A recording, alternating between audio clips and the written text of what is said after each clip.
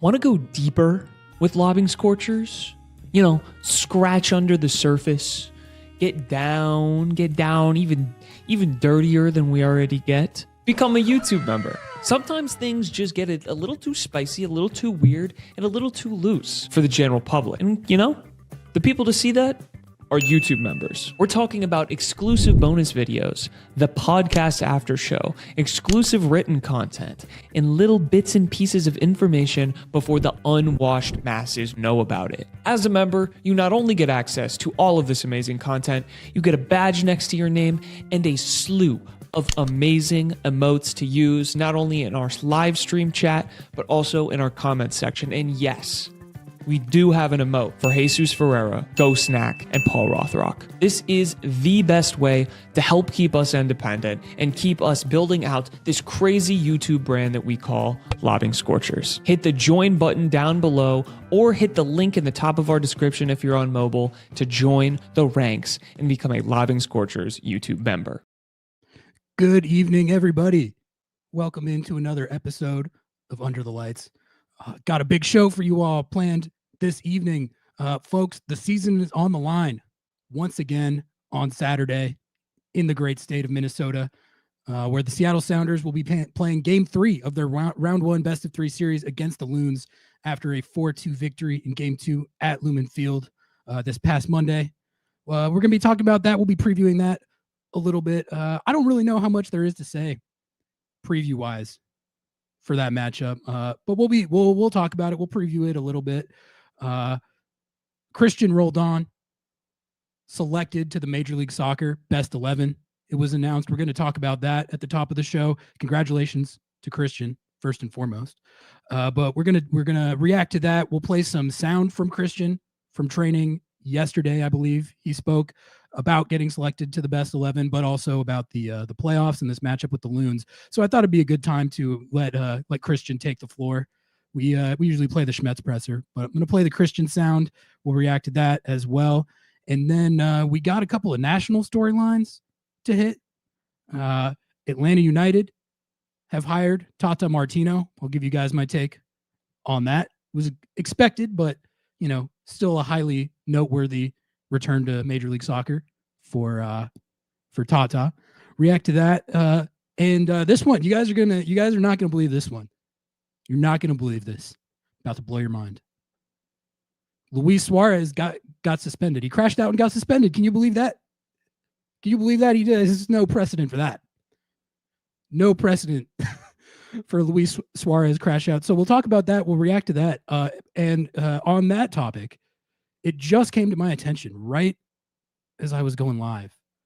Our little YouTube member ad was playing. I'm scrolling through Blue Sky, and I saw that Inter Miami actually put out a statement regarding the Luis Suarez suspension. And I didn't really get to read all of it, but what I did read was really funny. So we're going to take a look at that and react to that. And then, other than that, I was just going to let you guys steer the ship as usual to whatever extent you want to. If you got any topics, agendas, observations, questions, grievances, predictions, go ahead and drop them in chat. I'll get to as many as I can. A couple of housekeeping items before we get into it. Number one, most importantly, for the game on Saturday, we are hosting a watch party along with Sounder at Heart at Fast Fashion, where we've had a couple of events in the past. Fast Fashion, right downtown, right near Lumen, actually. Great place to go watch a game. Watch party's going down there. Noah's going to be there. J.O.'s going to be there. Whether I personally am going to be there is a little bit of a TBD situation. I have work obligations during these games. I'm working the games, for my job on the editorial desk. So I don't know if I'm going to be able to be in a watch party type scenario for these. Maybe I'll try and head down after if I'm able. We're going to have to see how that pans out. However, they will be they're planning on doing like a live show kind of thing, I think, is the idea. We haven't really talked about the specifics of it all that much, but I do know 12:30 at Fast Fashion on Saturday. It's going down. So if you're looking for somewhere to go or something to do for the game this weekend, there you go. I just gave you something. Also, If you have not done so yet, please sub to the channel. Like this video, actually, first and foremost. Like the video. Sub to the channel if you haven't. If you're watching and you're not subbed, don't know what you're doing, sub to the channel. Follow us on Instagram. Follow us on TikTok. Like, comment, subscribe. Rate 5 stars. And buy the Lobbing Scorchers hot sauce at lobbingscorchers.com/sauce. All right, let's get into it.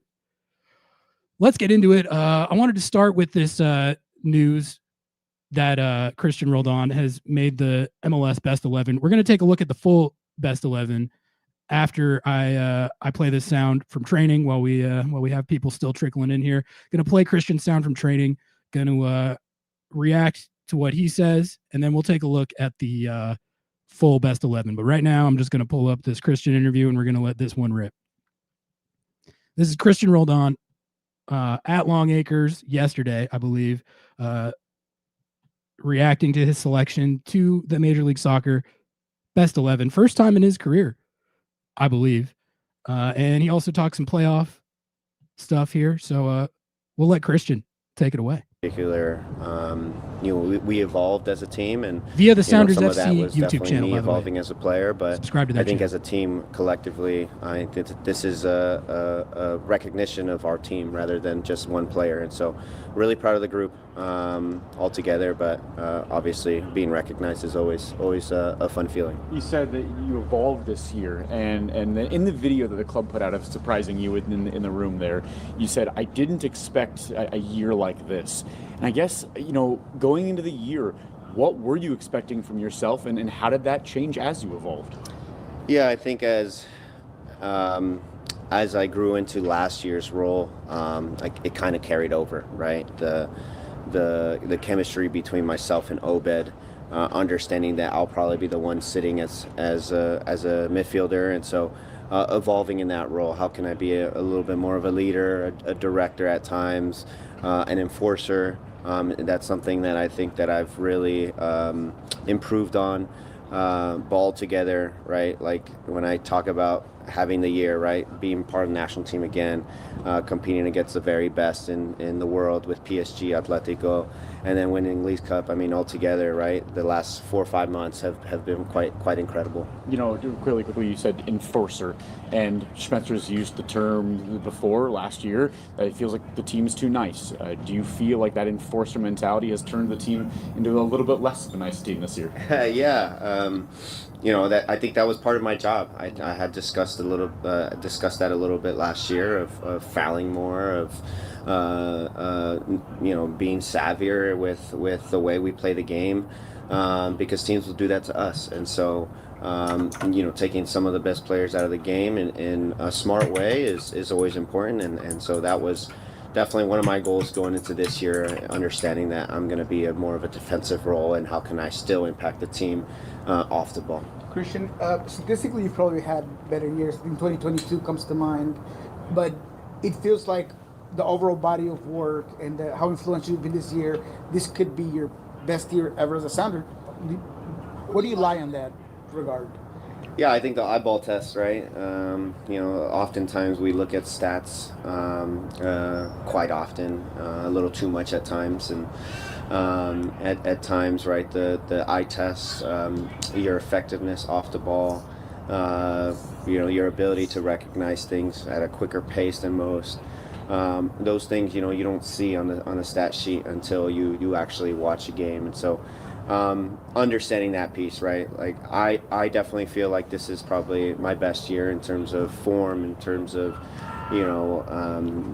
ball progressions, tackling, all that stuff. But again, I don't have the quote unquote stats to kind of back it up, and so.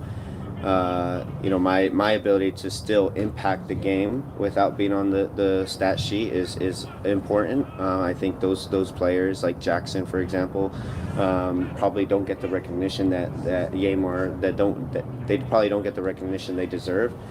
So for me, obviously, getting recognized is always important for a guy that doesn't really see individual recognition. Watching you play as long as we have. I feel like I've seen you take things from Gonzalo and Ozzy and Nico.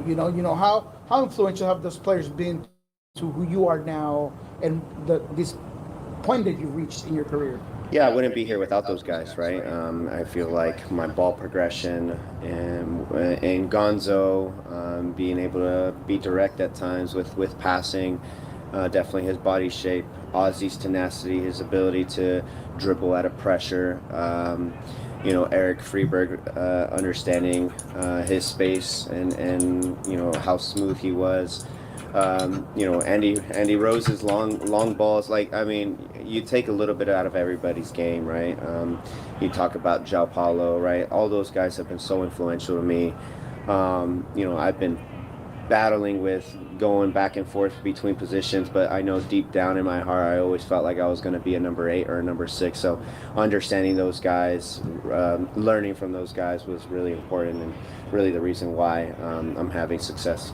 At the start of the year, you mentioned how you felt like this was the first time that you were going to play one spot. Yeah. And that's actually I feel like you have actually said that several times before, but this is the year where it really did come to fruition that way.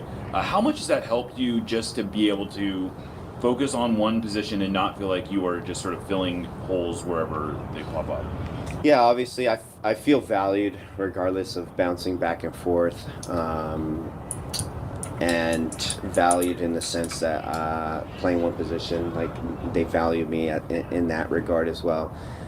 So that doesn't change. But now being able to hone in on the little things that I could improve on, I have that ability to do so now.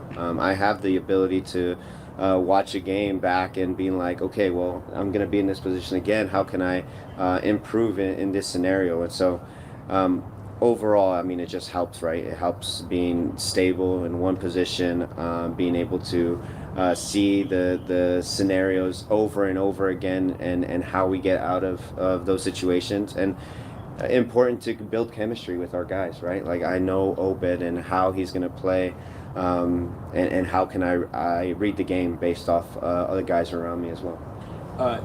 You've been perpetually called sort of like the most underrated player in the league. Are you worried that something like this is gonna rip away that title?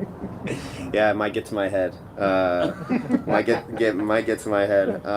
In all seriousness, though, I like the idea of being underrated. Right? It means that people that watch the game closely really appreciate what you do. And I know Garth was a big proponent of that. Calling me underrated and he really believed in me, and so it speaks volumes to all the people that are saying that, right? GMs or players or whatnot. And so obviously it's nice to hear, but again, I'm always going to deter from individual stuff. I want to win, right?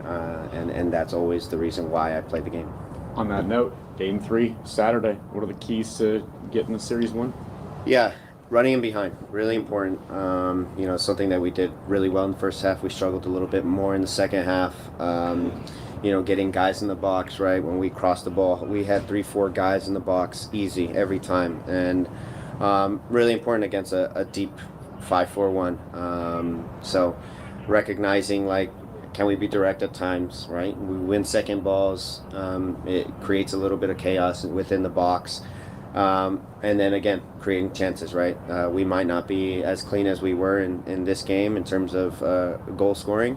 So how can we replicate chances and give ourselves a really good chance to advance? You guys made some offensive changes at the start of the game, obviously Danny in there. How do you feel like Minnesota may make changes of their own to counter your changes? Yeah, it's possible that they come out and press, right? I thought that in the second half they did a better job of coming out and not just sitting back and countering. And so they might come out and press, and then how can we play through their press? How can we make them defend a little deeper? But these are changes that we might make as well. So it's that chess game, and understanding how can we recognize that and be better off because we recognize it so early. Where does the mentality have to be in the fine line of having intensity but not allowing the game to get out of hand, silly yellows, things of that nature? Yeah, really important to to bring intensity, to bring mentality, but again, in the right way, right? In a calculated way. When I talk about tackling, right? When I talk about being a little savvier, right? It's all in a smart way. And so, how can we bring that same attitude, but in a smart, calm way? But again, being killers, right, in the box, and counterattacks. Can we stop counterattacks a little earlier? In that sense. So just recognizing that, and then being vocal to our guys to not take it overboard. No one seems to really love this 3-game format, but there is something to be said about you mentioned the chess game that goes in when that you don't necessarily get in an aggregate goal series. Do you feel like that potentially suits you guys, that having this be a 3rd game, that you guys have all this experience with knockout games, that it's kind of a foreign concept to them, but it's something that you guys have done a lot of? Yeah, it's for sure could suit us. I mean, playing us in 3 games is winning 2 out of 3 is tough against the quality that we have, but it can happen, right? But for us, right, I think we like the big moments, and now you have 3 big moments, right? 3 big games that you get to put your stamp on, and so it definitely suits us. I think we all prefer the big pressure 1-game moments, but it also creates a little bit of that rivalry, right? Now me and Triantis, I think is his name, right? We've battled it out 2 times, right? Some of the defenders, Boxel and Jordan, and so you just kind of create that bit of rivalry within the 2 clubs, and sometimes that's good, right? You might see a more intense game in the 3rd game because of it. Good stuff there from Cristian Roldan at Longacres, fresh off his announced selection to the MLS Best 11. I wrote down a few things from that I wanted to talk about. I thought in general there was some good stuff at the beginning, just regarding his evolution as a player over his career, his partnership with Obed, how that's manifested, and just all those kind of little different things that go into a Best 11 season. It's not necessarily all about individual performance. It's about how you fit in with the team and maximize your ability. And he was able to do that this year. And, like you're saying, Jake finally getting some national recognition. Seattle's had guys on the Best 11 before, but I'm not sure how many players at this position they've had. I think Ozzy might have made a Best 11 or 2. But really, I mean, he's the first player at that position since Ozzy, I think, to really play it at the level that Ozzy did. I think João Paulo had a run in there where you could put him in that category. But as far as longevity and consistency, it's good to see him get recognized and rewarded for that. I'm kind of putting defensive midfielders in a different category than attacking midfielders, Hunch. I'm talking like 6s and 8s. But yeah, Nico made one. He might have made a couple. It's not like they've never had guys make Best 11, but a guy like Cristian getting it, I do think there's like a special significance to that. It shows that other people recognize what we've been talking about this all year, how good, how consistent the level that he's playing at week in, week out. But when you see the national recognition, it kind of validates what we've all been seeing, what we've been talking about. I like the question from my friend Jackson Feltz, 950 KJR, about kind of his evolution into the role as an enforcer, sort of taking that mantle from Ozzy a little bit more than he had been in the last couple years. The whole idea of this team as too nice or not having enough dogs, that's something that we've been talking about for the last couple years, and something that I think took a step in the right direction this year from the standpoint of I felt like you have those guys on this team. Cristian is a dog. Paul Rothrock is a dog. They bring that bite, that edge, that swagger. I think this team, you could say, was missing that at times over the last 2-3 years. before this year. Those are the two guys in particular who I would say bring that to this team. And Cristian did it in a way this year, which that was the other thing, is he was talking about how he has a set position, right? Like it was as recently as last year, the 2024 dog days, that they were starting him at right mid every week and then kind of dropping him back when they had to out of necessity. He was basically Brad Evans' utility plan, which was necessary at the time. And I actually think he became a very good right mid. He did, to the point where we were talking about how when Seattle was struggling on offense in 2024, we were talking about how they couldn't move him from that spot. He and Alex on the right side, they were the whole offense. But he has not been a utility player this year. He said he always felt in his heart that he was a 6 or an 8. He got to do that full time this year, no questions about what his role was. And he and Obed became the best double pivot in the league. I think you could argue that Obed could have made best 11 as well. You could have put that double pivot both in the best 11. And I don't think any of us would argue with it. But I don't think it would be like it wouldn't be a bad take. It went to Seb Berhalter, which I don't have a problem with. I think that's a fine pick. But I would argue that Obed played at a best 11 level this year. Let's see. Was there anything else from that? Oh, okay. Yeah. As far as the Minnesota United game, I thought he mentioned something that I've been thinking about, which is, they're talking about the tactical chess match, how that kind of goes when you have a 3-game situation like this. And he basically said that they are preparing for the reality that Minnesota United might adjust their style and their tactics in this situation in the series. And it might not be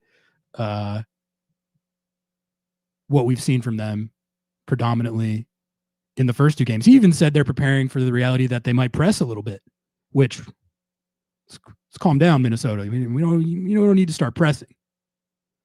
It's crossing the line for those guys. But in all seriousness, I think he's right that that's possible. But I think it speaks to when we're talking about Seattle's chances in this game.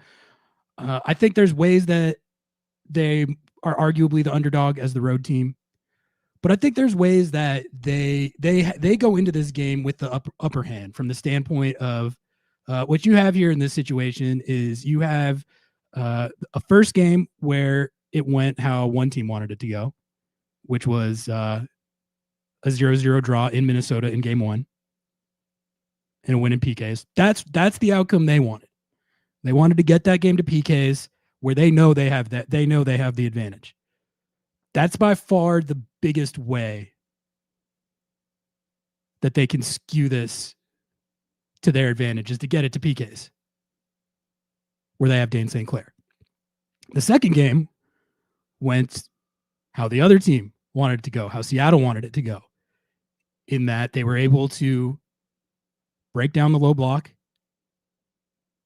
get on top of Minnesota United, force turnovers, get out in transition a little bit, score 4 goals, tie up the series. So what you have in the last game, what you had in the first game was a situation where Seattle had to adjust to Minnesota. And they made that adjustment. They moved Moose into the starting 11, pushed Jordan out wide. Kind of plays like dual strikers, but theoretically, it's like a Moose up top, Jordan is like a hybrid winger kind of thing. They made that tactical change, that tweak, that adjustment. Now Minnesota's got to adjust to that. They can't run the same game plan that they ran in game 2. I don't think they can. There was a lot of evidence in that game that Seattle, the adjustments that Seattle made has kind of cracked that code of kind of just sitting there yielding 70-30 possession in your low block and waiting for counters and set pieces. They're still going to try and counter on and get goals off set pieces in this game. Don't get it twisted.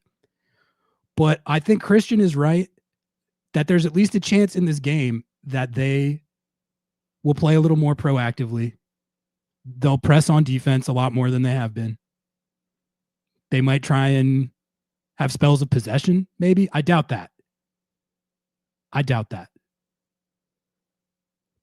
But I think that Seattle's at least got to be prepared for the reality that they might be a little more aggressive and proactive in this game. And my thing is, like, if they do that, I think that they've been correct. They've been correct in their assessment of this series so far, that if they try and play with Seattle like that, it skews the advantage back to Seattle. Because when you're talking about which of these two teams is better in possession, can slice and dice you a lot more effectively,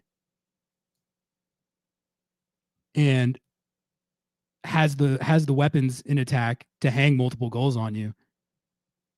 If we're talking about all that stuff, I think it's advantage Seattle.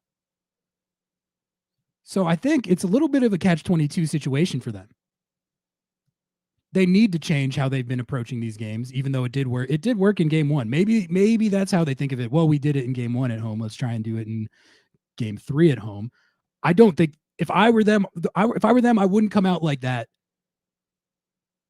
because by all accounts, Seattle adjusted to what they did in game 1. Right?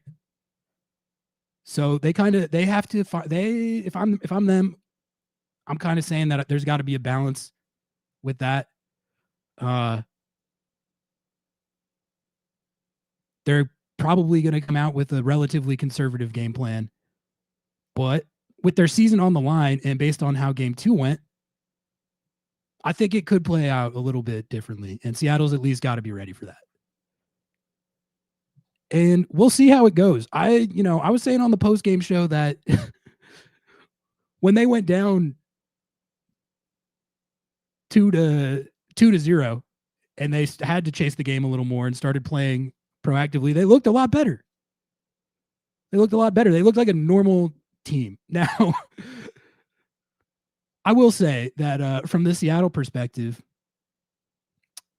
they got scored. We've been joking a lot about how this Minnesota team isn't trying to score, and they did score twice in the last game, so you got to give them that. But I do think from a Seattle standpoint,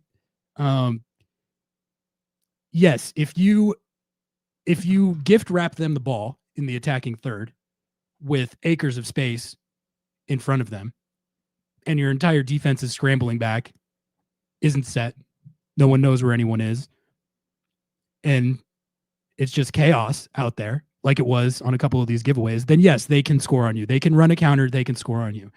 If you avoid situations where you literally gift wrap them the ball in the attacking third and let them get going on the counter, which those counters looked pretty easy for them, didn't they? It's because of the place on the field where the ball got given away and just where, how out of sorts the defense was when Minnesota got the ball.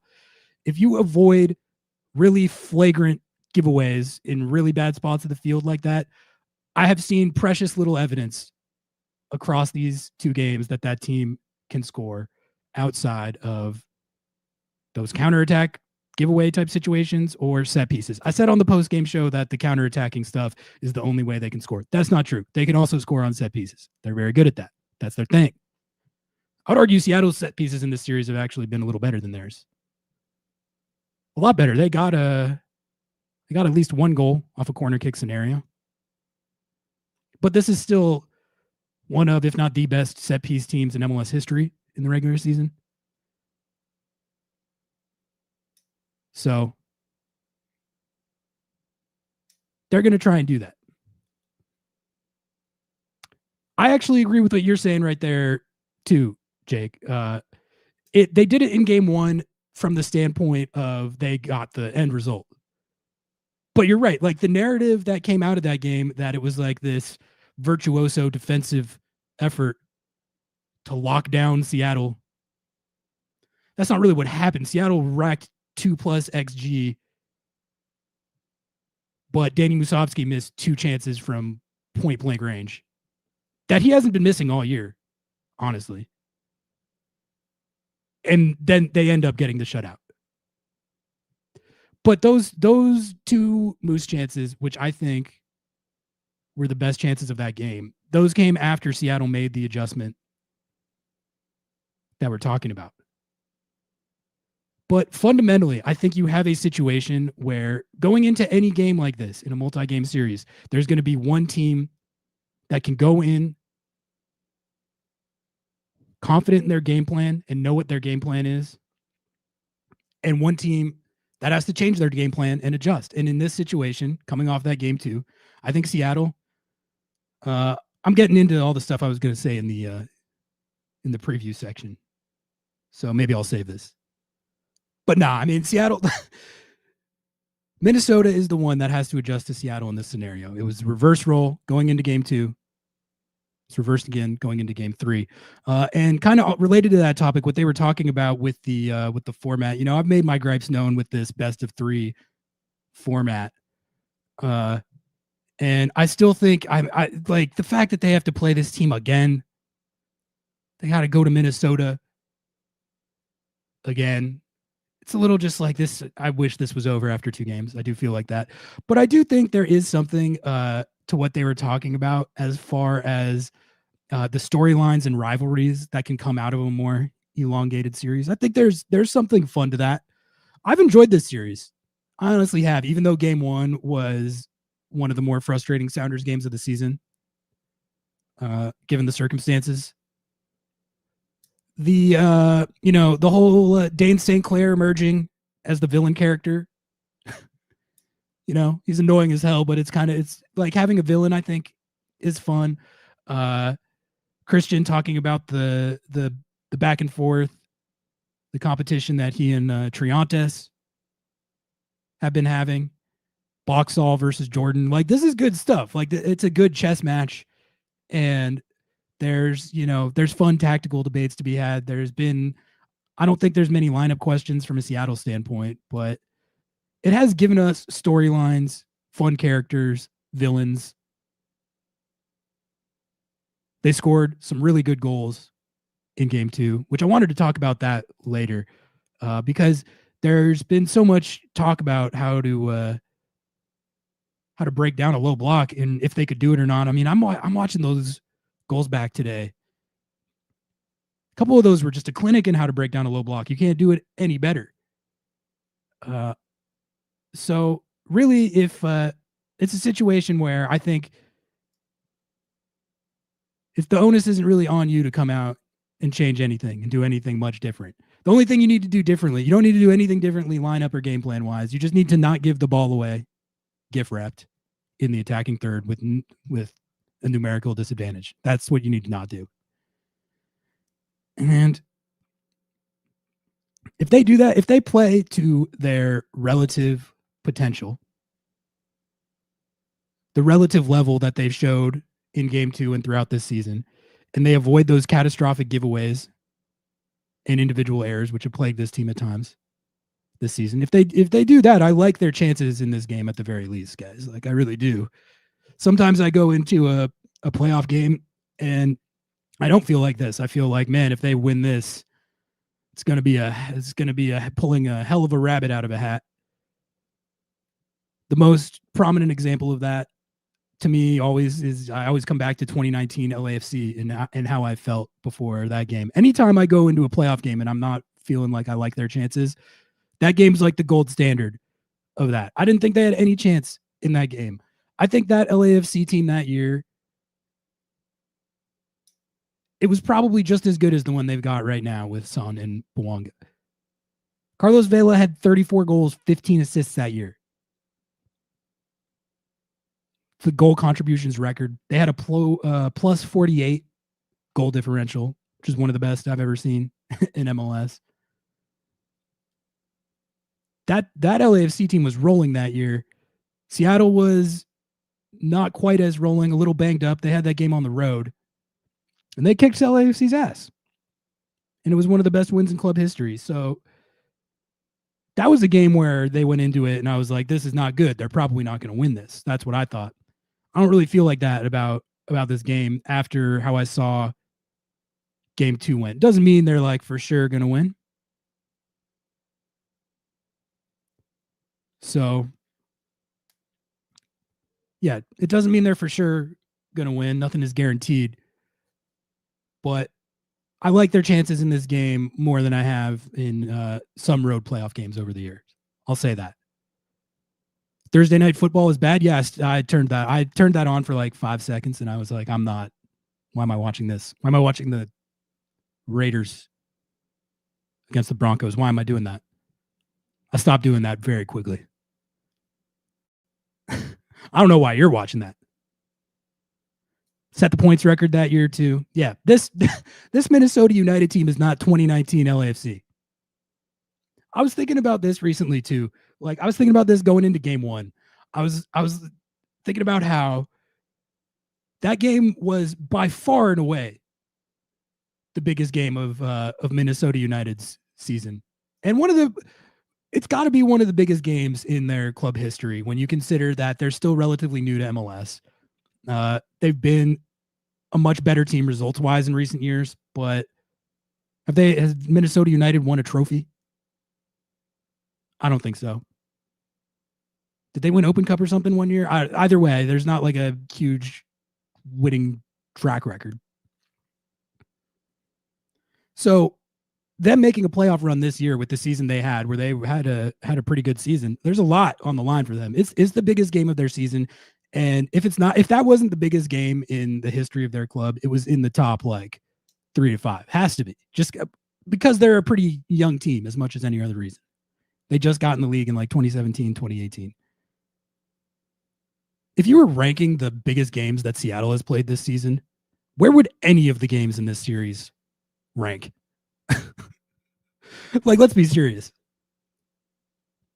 Was that even is game 1 of this series, for instance, even in the top 5 of biggest games that Seattle has played this season? Like, I don't think so. Between Club World Cup and Leagues Cup, I was way more nervous going into the Club World Cup games than I am for any of these games. The further they got into Leagues Cup, I was way more nervous for those games against like all those Liga MX teams. I was way more nervous about those games. I felt like there was way more on the line for the team, for the city, for the fan base. I felt like there was way more on the line in those games than this series. That's not to discount the playoffs or MLS Cup. But it's just I do think there's a disparity there between how much is really on the line. If Seattle loses this game 3, it would be a bummer. Like, don't get me wrong. That would be a very disappointing letdown way to end the season. I don't think it's preemptive cope for me to say that I don't think that would be the end of the world. I don't think it would be a deep commentary on where the club stands or where the roster's at. We'll see how game 3 goes. If they go out there in game 3 and get boat raced 4-0, maybe I'll be saltier. Maybe I'll think about it differently. But if like Minnesota United goes out there and trolls the 0-0 again and wins in PKs, are you guys really going to lose that much sleep after having already won Leagues Cup this year in the way that they did? I think that's the reason why some of the stress gets taken off this for me a little bit. It would suck, but it wouldn't be the end of the world. If they get knocked out there, if they get knocked out, I think the pressure is way more on them, honestly, in this situation, unless you're looking at it from the standpoint of like, Seattle's the team that theoretically everyone expects to win, but they're a higher seed. They finished in 4th. That's the reason they have this game at home. That's honestly kind of the annoying thing is I feel like if it was reversed and Seattle had the 4-5, this thing might already be over. But I mean, here we are. Game 3. Yeah, all right, let's talk about this, Hammer, real quick before we do that.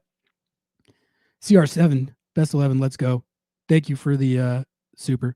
Oh shit, we got Noah tapping in? This is unexpected.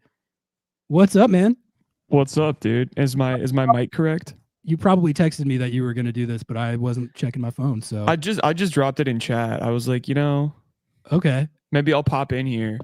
I literally fell asleep. I'm not joking with you. I was laying on my couch watching Thursday Night Football because I have the Denver defense. Get on here, yeah. And I literally fell asleep. I'm not joking with you. I fell asleep. No pillow, no nothing. Like face just smashed fully in the mic. It was that boring that I fell. I don't think I've had that happen in a long time. It was remarkably bad football. I was in the same situation where I have Ashton Genty in the Dynasty League that I play in with Mark Kastner. Shout out.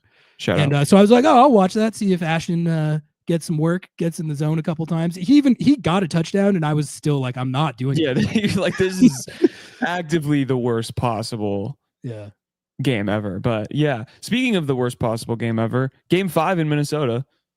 Game 5, yeah. Let's talk about that. I guess first, tell us how you're feeling going into this decisive Game 3, and then Hebrew Hammer had a comment in chat here that I wanted us to talk about, get some discourse flowing. But yeah, what are your general thoughts on Game 3? And Cristian Roldan made best 11. I talked about that as well. Oh yeah, I did see that. Yeah. Number one, we talked about this on the Sounders Weekly show on KJR. Thank you, Jackson, for having us on. If you guys haven't listened to that, it was a great episode with good Paul Rothrock audio as well. And I said, like, they're going to win. They're going to win this game. I think after last match, it seems clear that the Sounders have figured it out. Is it going to be harder on the road? Absolutely. But I'm just not scared of them anymore. I'm not. They don't scare me at all. They might win. They might win, but they don't scare me. And they will still not scare me even if they do win. Yeah, exactly. And what would have scared me was if they took a lesson from the approximately 5 minutes where they played like a real soccer team during stoppage time of the first half. That would have scared me if they would have been like, oh, wow. Oh, wait, we can play attacking football? Wait, we can like counterattack? And then the Sounders can't play a high line? And like or not a high line, but like a high press? It like that was working. And so I just know in my soul and my bones that they're not going to do that, and it's not going to work. I think it just doesn't matter. I think I don't know if they're going to go like a full scale change in their game plan and their approach, but I think there's at least a possibility that Eric, I've been calling him by his first name. I think that's Rick. a funny bit. I don't know why. Yeah, Rick Ramsey. Rick Ramsey is fire, dude. That's a WWE name. What are we talking about? Rick Ramsey is coming down the ramp. I think Rick Ramsey might look at this and say exactly what you were saying. Like, hey, wait a minute. When we actually tried to play a little bit, it went pretty well. I think there is a function of like game state with that. Like when you're down, they were down 3 goals. So you have to chase the game in that scenario. And I think, I don't know what your read on what happened in that first half stoppage time was, but I felt like Seattle they were too turnt. They were too aggressive, honestly. In first half stoppage time, up 3-0, I would say they were being too aggressive to try and get the 4th goal instead of just getting it to half. Yeah, I agree. So I think Seattle's like game mismanagement in that situation played into why Minnesota was able to look like that and play like that and score those goals almost as much as anything that they did. I mean, both of those plays, especially the first one, they gave them the ball. Like, come on. Like, there's giveaways, and then there's like, I would be more surprised if a pro soccer team didn't score off a giveaway like that. Like, Jesus Christ. So just don't do Jordan that. Morris giveaway was brutal. The pass to him was even worse. Like it was I'm glad you said that because it was bad by Jordan and he took a little flack for it. But that's honestly on the just as much on the passer. Can't remember who. It was either like Jackson or Yamar or something. I feel like it was a pass from the back. Bad play by both of them because Jordan could have received it differently to at least maintain possession, and it would have killed the counter that Seattle was trying to get on, but they wouldn't have given the ball away. It was Obed, yeah. Yeah. Okay. So yeah, Obed put him in a bad spot there. Like that's Both of them. And I think and what Brian said at the presser really genuinely resonated with me, which, like, you know, Brian says some bullshit all the time at the presser, but like this one was kind of real. He was like, it was a moment where you had like 5 or 6 players basically making mistakes that they never make. Yeah, And they're definitely not going to make that again. You know, like Jordan's not going to try and, you know, rainbow flick a guy again. Obed is not going to really put him in that position. Every once in a while he does. He's still a young kid and everyone makes bad passes. I don't care who you are. The USMNT say that Cristian Roldan, every pass is a bad pass by him. And, you know, it's just like not true. But and then, you have a Howler, you know, I mean, the Yamar didn't cover himself.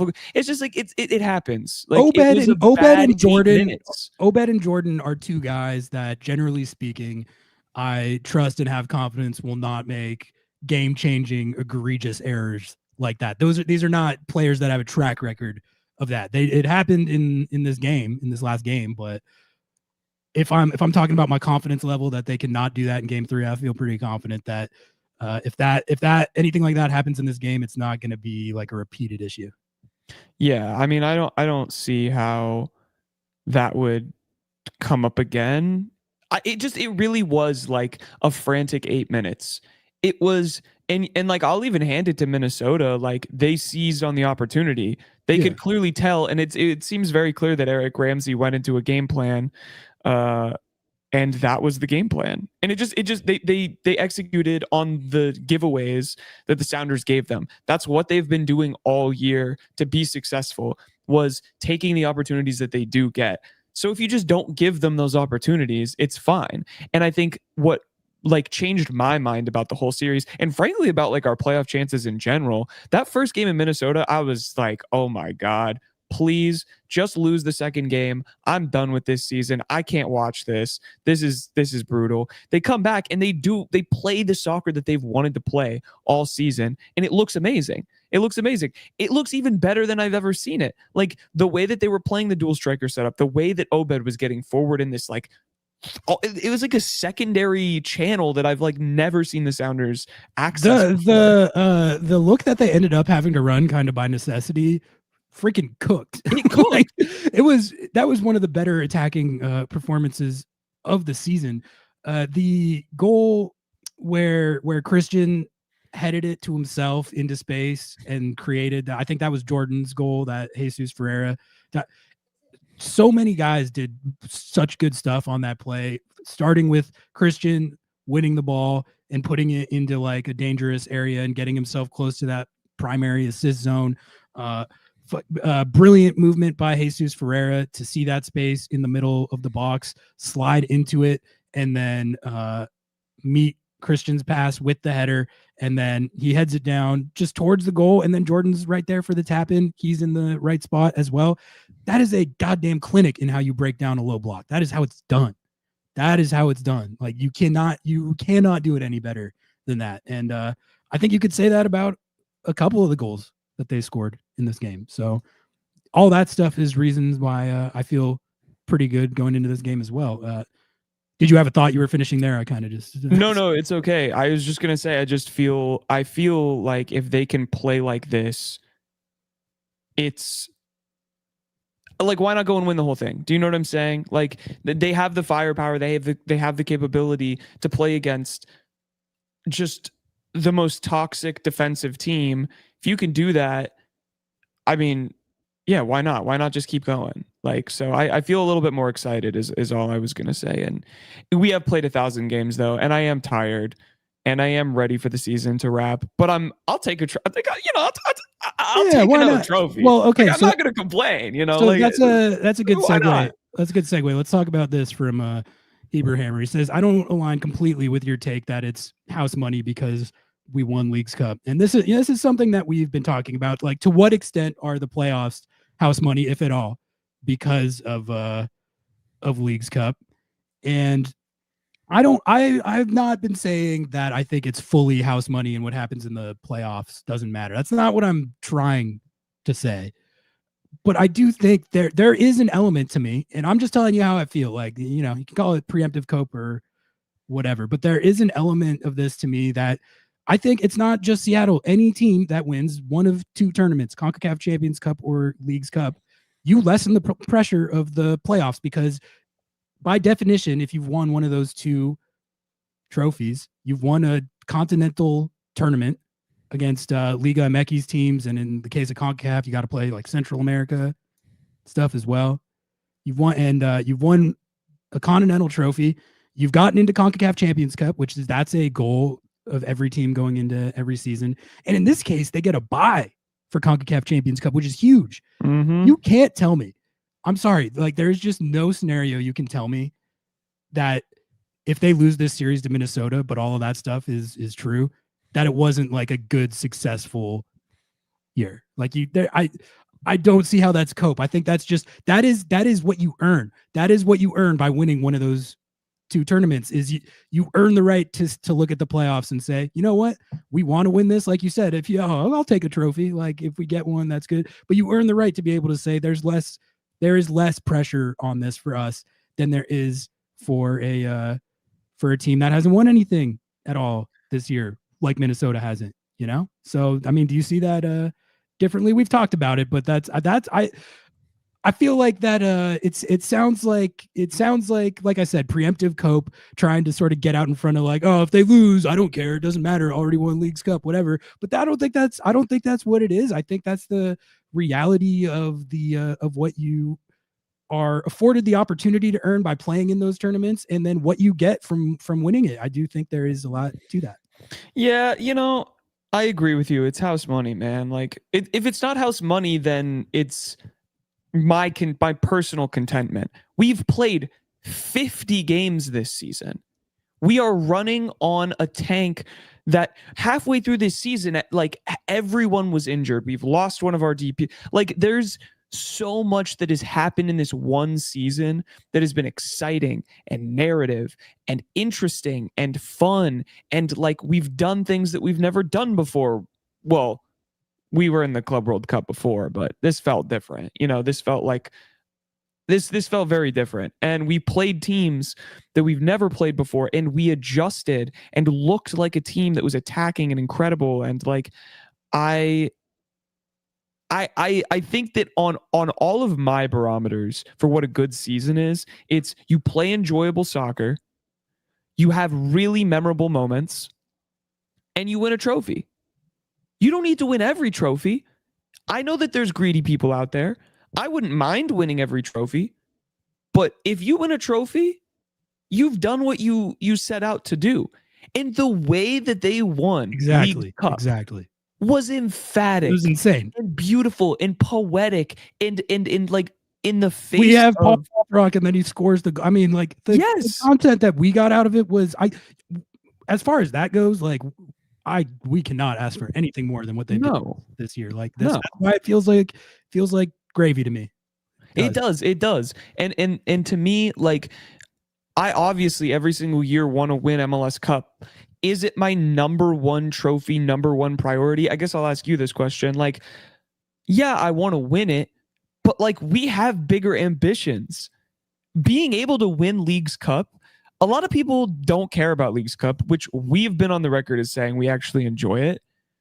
But like, that is in my opinion, in the moment, in what it meant, the only way that MLS Cup would be equal would be if we're facing Miami in the final and we whoop their ass again.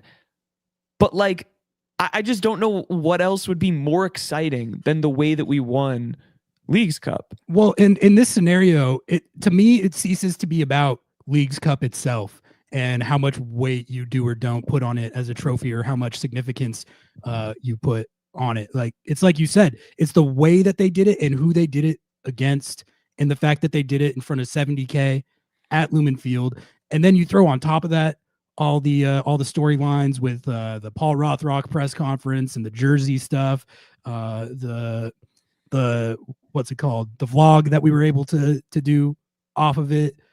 That was magical. Like, Leagues Cup was the platform for it, but why it was such like a significant moment for the club was for reasons that were completely independent of what the trophy was. I think you're right. Like it's a lot of it is about moments, and if you deliver those moments, then I don't know. You kind of, like I said, earn the right to kind of prioritize the playoffs however you want. I understand some people's barometer for success is win literally every single trophy in every single tournament that you're in. That's fine. You know, everyone's got their own ways of being a fan. But for me, I don't do that because I mean, I just think it's the reality that you're not going to win every tournament that you're in. No team does. It's about bites at the apple, not about never losing or never getting knocked out of any tournament. That's every team gets knocked out of tournaments. So, yeah. Anything else on that, or did you want to talk about Luis Suarez crashing out? Because I would love to talk about the fact that that dumbass should be banned from MLS, and he's not. Did you hear the development with this? There's been a development. Is it the Miami statement letter? Did you see storming the cap? I haven't read it. Okay, I haven't actually read the full thing either. So let's pull it up and then we'll react to it. I have it here. But before we read Inter Miami's statements, let's give the people the context for whoever might not know. Like I said at the top of the show, Luis Suarez, Inter Miami forward, has shockingly, it's unbelievable. No, I can't believe he got suspended for crashing out and getting it actually wasn't called on the field in their who are they playing in the playoffs to get Nashville? They were playing Nashville, and I mean, it's classic Suarez, dude. He's going for a ball. I think there's a cross coming into the box, and while he's running for it, he very clearly fully kicks his leg out and kind of drives his studs into the dude's leg. Did he not? Like it was like his thigh or whatever. It's a dirty play. It's very clearly violent conduct. It should have been a straight red on the field. It got missed. It was kind of subtle, not really. But You're telling me that an MLS official in the playoffs has missed a call, Ari? I could Are you see, sure? I could see how that one could be missed in the moment because that's true. Yeah. At least from the angle that I saw, unless you're really looking for it, you might not see that he actually kicked out, but he did. Yeah. And it was also, it's Suarez. It's very obvious that he was intentionally kicking a guy, putting his studs into a guy's leg. He gets retroactively red carded and violent conduct. He's suspended for game 3, which Inter Miami, they also have to play a game 3 against Nashville. They lost game 2 against Nashville. So they have to play a game 3 without Suarez, who, you could say that having his jello knees out of the lineup could help them. But realistically, like, he's been their best playmaker this year. He randomly has a bunch of assists. We saw it in the Leagues Cup final. Like, Seattle honestly got kind of lucky. He's been dishing this year. He's been dishing. So that's like a significant, he's a focal point for them. Like, I've seen people saying like this actually makes them better. I'm like, I don't really think so. He's been, if it was last season, it absolutely would have made them better. But the problem is he's a crazy assist merchant now. Like, he's found this. I mean, he's always had it. He's always been a good passer. He's a very good playmaker. Like, he is basically like they're playing with 2 shadow 10s. He's a 10. Yeah. Like his ability to play make, especially with Messi. Yeah. It's insane, dude. They have that Barca chemistry. It's like when Xavi was playing at Barcelona, and the only reason that Messi was good at Barcelona was because Xavi was there. Yeah, everyone knows that.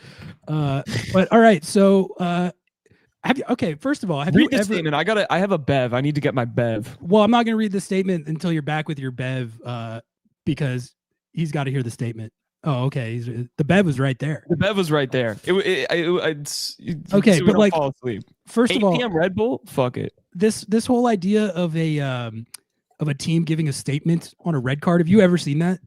Like, a guy gets a VAR red, and then the team puts out a statement on the red right after. Yeah, I did. It happened in Leagues Cup final. Okay, but like, that was a post-game brawl. This is like a red in the course of play. Yeah. No, I haven't. I haven't. No, there's probably been one. There's probably been like some like.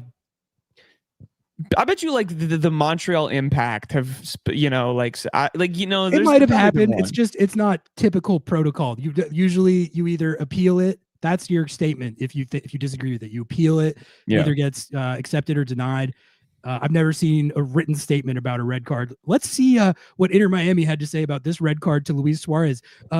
Noah, you want to take any guesses on if they were apologetic or contrite in any way? Is this a statement of contrition? Do you think? Do you reckon? I have a feeling that they're going to be incredibly humble, and they're gonna generate some more goodwill with the general MLS exactly fan populace. Yeah, I'm expecting. I read it enough to get the idea, but I'm expecting a lot of humility and contrition from this statement from Inter Miami. All right, I'm gonna pull it up. Here we go. This is Ben Wright. Shout out, guest friend of the pod, has posted it. This is what Inter Miami had to say about the latest crash out red card by Luis Suarez, who has gotten a crash out red card or two in his career. They said Inter Miami CF has received official communication from Major League Soccer, MLS, regarding the one-match suspension imposed on our player Luis Suarez for an action that occurred during last Saturday's match in Nashville. The club would like to state the following. Inter Miami CF accepts and respects the decision made by the MLS disciplinary committee. At the same time, the club wishes to I can't even make it through it. At the same time, the club wishes to express its concern about the precedent set by re-refereeing a play that had already been judged by the match officials and VAR, and its confidence that the same state. Oh, this is money. This is so. This is fire. And it's and its confidence that the same standard will be applied in the future to all on-field situations in any match and involving any team. Woo! Woo! You know what?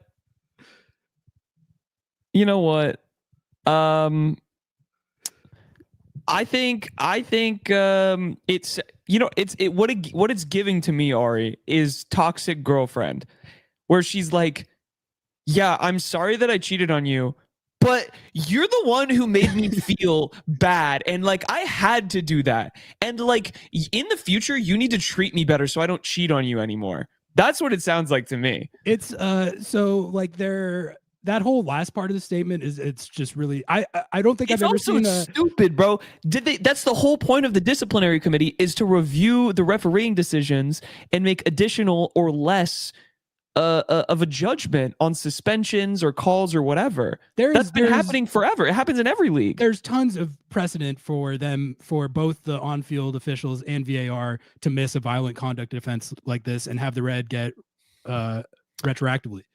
given retroactively, which is why it's funny that, well, first of all, have you ever seen an official club statement that, it's like normal communications, PR speak, and then it goes at the same time.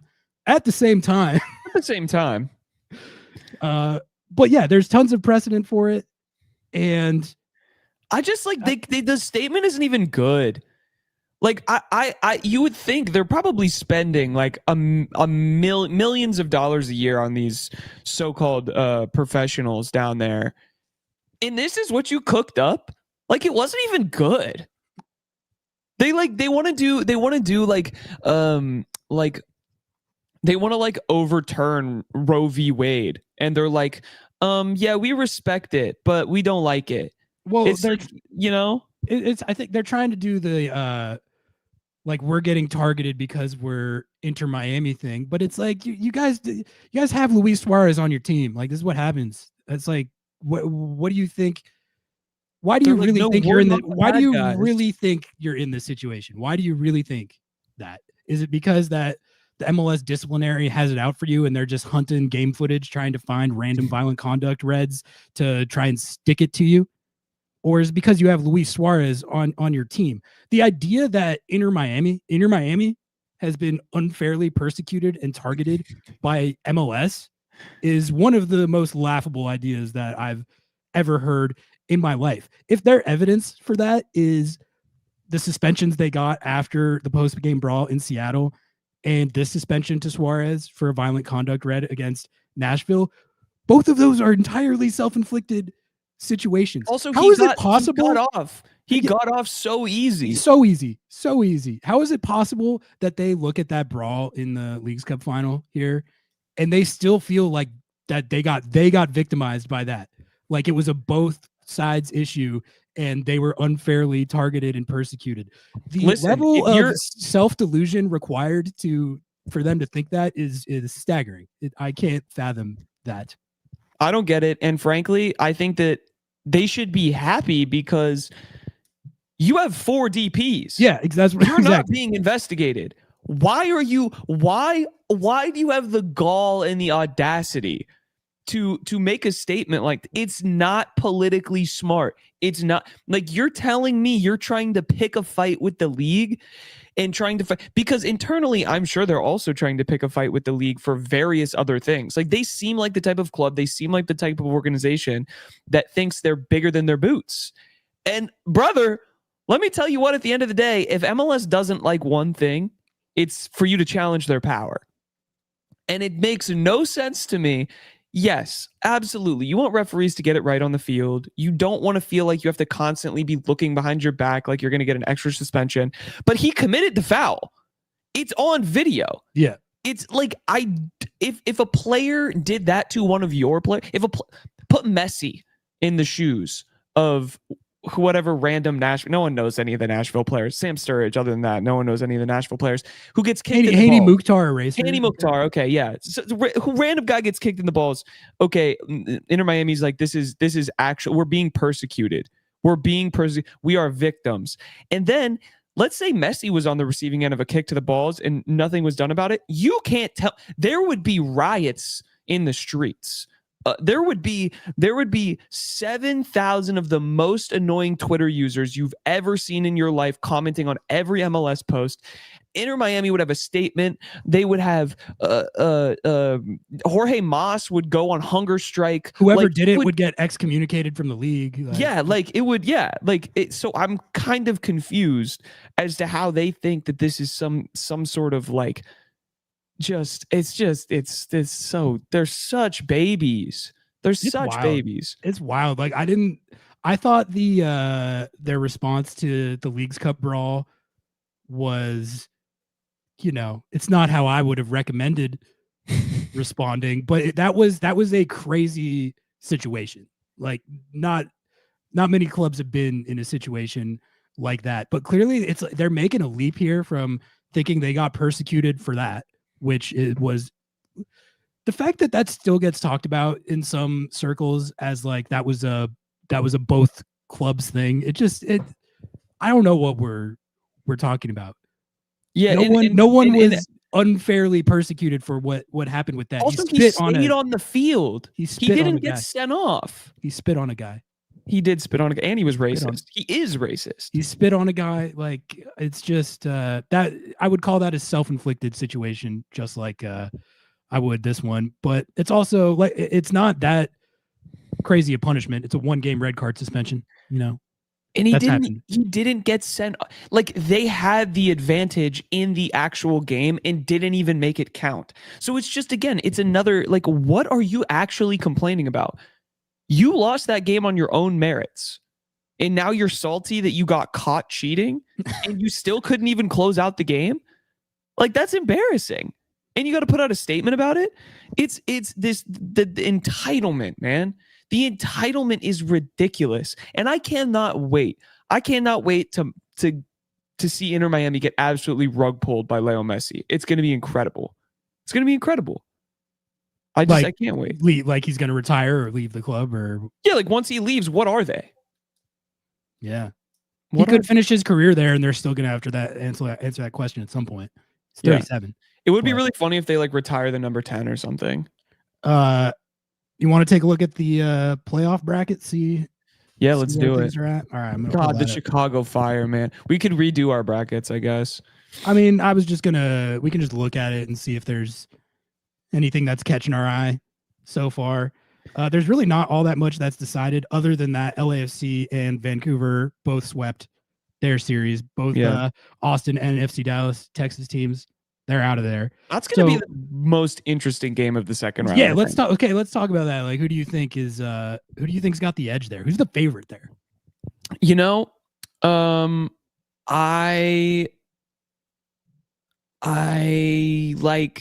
I can give my answer first if you want. Yeah, I'm like on the fence, honestly. I'd love to hear your answer. I'm very on the fence, and I think ultimately there isn't really a favorite. It's a 50-50 toss for me. But I think even though they're technically the lower seed, I think LAFC Well, it is at BC Place. That's what I'm saying. And BC Place is a cursed stadium that also smells like piss and shit, by the way. I just think that the Sun Bwanga duo has shown this level of firepower that out firepowers even what the Whitecaps have been doing lately, which since Tommy Mueller has gotten there, they've looked incredible. And he's really good at drawing penalties. Yeah, he but like it's honestly a little bit similar to the Suarez thing where his value has been much more as like a team player than I would have even thought. Like he's very unselfish. Yeah. He does a lot of the playmaking for them when he's out there in the same similar way to Suarez does. And their offense, when he's in there, even if he's penalty merchanting his goals, their offense is humming. Like it is. Yeah. It is. They definitely have enough to hang with LAFC. Which if Seattle has to play LAFC at some point, I would have a question about the firepower matchup there from Seattle's standpoint. In a way that I kind of don't about Vancouver. Like Vancouver can beat them, but I do think the top level ceiling shown by Sun and Bwanga might be a little bit better. But also LAFC won their second game over Austin bigly, but they kind of got gifted some goals. It wasn't the greatest LAFC performance. They were vulnerable for sure. And then, in the first game, they were fighting for their lives against Austin FC with Sun and Bwanga out there. So that shows to me that while they are, I think, the most intimidating team in the playoffs on paper, it's not like they're unbeatable. Like, I think they've been getting talked about like 2019 LAFC a little bit, who felt unbeatable, and then it turns out we're famously beatable. Famously. Who are we? Who beat them? Let me see if I can remember. Yeah. I think the Seattle Sounders actually knocked them out. Yeah, that's right. Yeah. But like this year's team kind of has been getting talked about and has that air of like, how's anyone going to beat this team? Austin FC low-key was kind of sort of in that at times in game one, a little bit, kind of half-heartedly. So that's something. And they're like not even good that much. Like no, they're bad. They're like they're not awful, but they're not good. I think Austin was even as bad as their goal differential and stuff was. Like I think they're probably worse than your typical 6 seed. That's true. That team was not that good. I think they gave LAFC some problems. They did. Yeah, they were the second worst team in the playoffs. Who's the worst? Dallas. Yeah, probably. Texas teams not looking good. Here's my. I see someone in chat saying LAFC has Vancouver's number. That's just not true.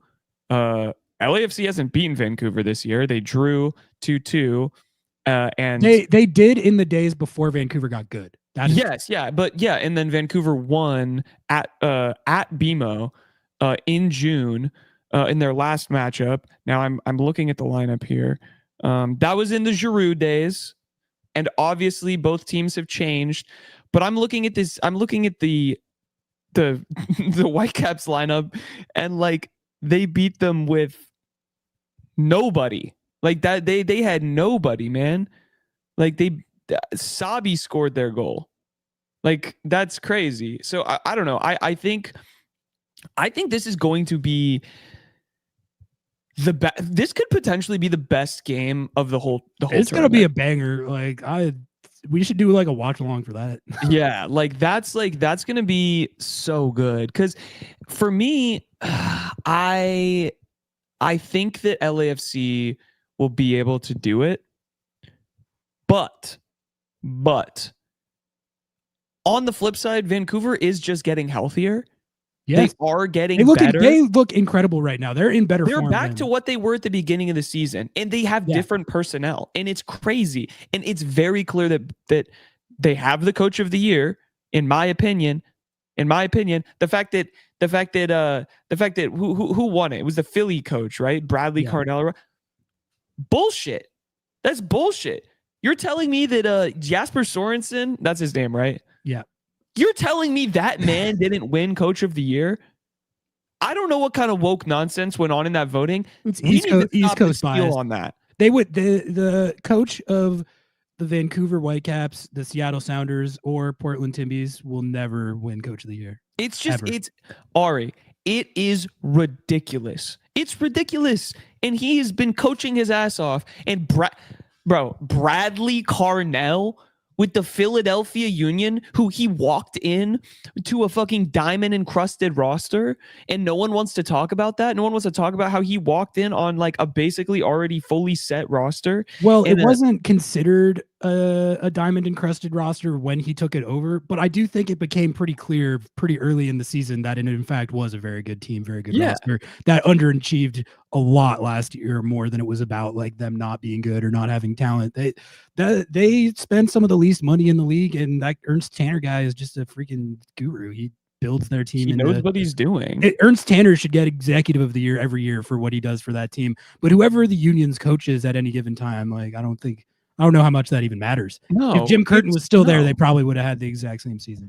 Yeah, it just, I don't know. That very much pissed me off. But I think, man, I like don't even want to predict this game. Like this one might go to pens, dude. It could go. I could see it being like an instant classic, like 3-3 goes to PKs, like MLS Cup 22 type. Yeah, I could see that. That is definitely the matchup I am most excited for. Honestly, for the entire tournament. Yeah, like that. Honestly, it's going to be better than a lot of the other games we're going to see in the conference finals and maybe even MLS Cup. That's like one of the real MLS Cups. You've got game 3 between San Diego and the Timbies. Do you think the Timbies can get it done, or do you think it would be really funny? It would be really funny, and it would feel really good to play them in the playoffs at home. And another fraudulent number 1 seed goes down in the first round. That's funny. So I'm not going to root for the Timbers, but I'm not going to be upset if they win. Do I think they actually are going to be able to do it? They're going to have to be annoying as shit to be able to do it. And they're going to have to Minnesota United that last game. They're going to have to Minnesota United it. Yeah. They kind of already are like they're like Minnesota United without the just egregious cowardice. Yeah. That's kind of how they play. Which is like, I guess that makes sense, because Phil Neves is like, oh shit, there's another British guy who's younger, more handsome, actually knows how to coach. What if I just copied what he's doing, but like shittily? And you know what? That just makes sense. It just might work. Yeah. So, I mean, that series that would determine who Seattle plays if Seattle is in fact able to get by Minnesota.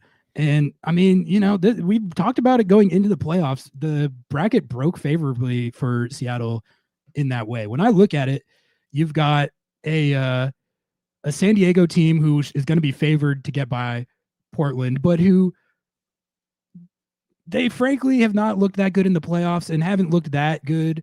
They haven't been their peak San Diego selves for a while now, since really like way earlier in the season. Their record, I've mentioned this before, but their record from like June something or July something onward was like 8 wins, 6 losses, 3 draws, something very mid like that.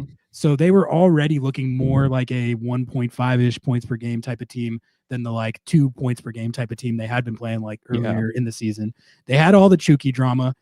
They got Chucky back for game 2. He did score a goal, but they end up choking that game away. That was an awesome game. Oh yeah. Really, that was like an instant classic as well. But San Diego couldn't finish the job in game 2. Portland came back late. Somebody named Gage Guerra, who I don't know who that is, but he scored the game tying goal. So now you have a situation where if Seattle is able to get by Minnesota, it would be against that type of 1 seed San Diego, who would have it at home. But that team seems beatable to me, is what I'm saying.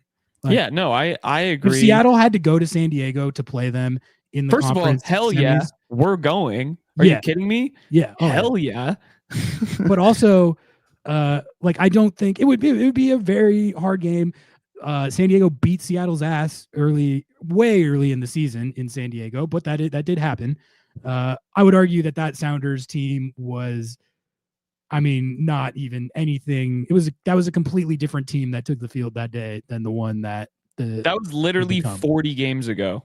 Yeah, that was 40 games ago. It was when Ferreira wasn't integrated and didn't have a position yet. They were down like 17 injured guys for that game as well. It was one of those really annoying MLS games where they got their ass beat and the discourse was super toxic and angsty. But like, if you actually looked at the reality of the situation, it's like they had no players. They were on the road against a team that was red hot, and their biggest acquisition that they were hoping could step up in the game clearly was not acclimated yet. There was just no way they had a chance in that game, to be honest. With De La Vega was out, wasn't he? De La Vega was out. There was like a bunch of other guys out. It's just I don't look at that game where San Diego won like that earlier in the season and think that that's necessarily indicative of any way that a playoff game between those two teams might go. And Seattle did beat San Diego in Seattle. Yeah, when they were much more closely resembling the team that they are now. Jesus Ferreira scored the game winner in that game. So if they have to go down to San Diego and win a playoff game there in the semis, it would be a hard game. Not saying it would be easy. They'd probably be the underdogs, but it's not impossible. It could be done. And then if the Timbies win that and Seattle goes through, I always am wary of playing the Timbies at Lumen Field in any scenario, but especially in a knockout scenario. Imagine how turnt the Timbies would get for that game. They would. Well, listen, we already beat them. We already beat them at home. That's what I'm saying. Like the last time they played, that was a hard fought competitive game. It was a 1-0 Seattle win, and De La Vega scored the goal, so they wouldn't have him. But this Timbies team is not that good. Like they're not. I don't even know if they're good at all. No, they had like a negative goal differential. If they have to come to Seattle in a playoff game, I will take Seattle in that scenario. I actively want them. Give them to me. That's sort of how I feel, and I never say that. I always say, "Don't give me the Timbies." Even if they're bad, I don't want anything to do with them in the playoffs. There's an element of that for me, but like, it would be raucous at Lumen Field. Are you kidding me? That would be incredible. We need to bring back some of that hate. We need to bring back some of that drama. We need to bring, like that to me. You want to talk about actually, like we were saying, crafting narratives, crafting moments, crafting these feelings around these tournaments, and like what would make MLS Cup even better? It would be beating the Timbers at home, even though you have a number 5 seed, but you get 2 home games. Fuck yeah. Beat them at home. Then have to face LAFC or Vancouver. Beat the big demons. Go to MLS Cup. I don't care who you give me. If you give me Miami, though, is that not an instant classic run? Is that not like almost even better than Leagues Cup? I don't know if it's better than Leagues Cup, but like that would be just so sweet. And so I'm here for the narrative. I'm here for the content. So give me the goddamn Timbies.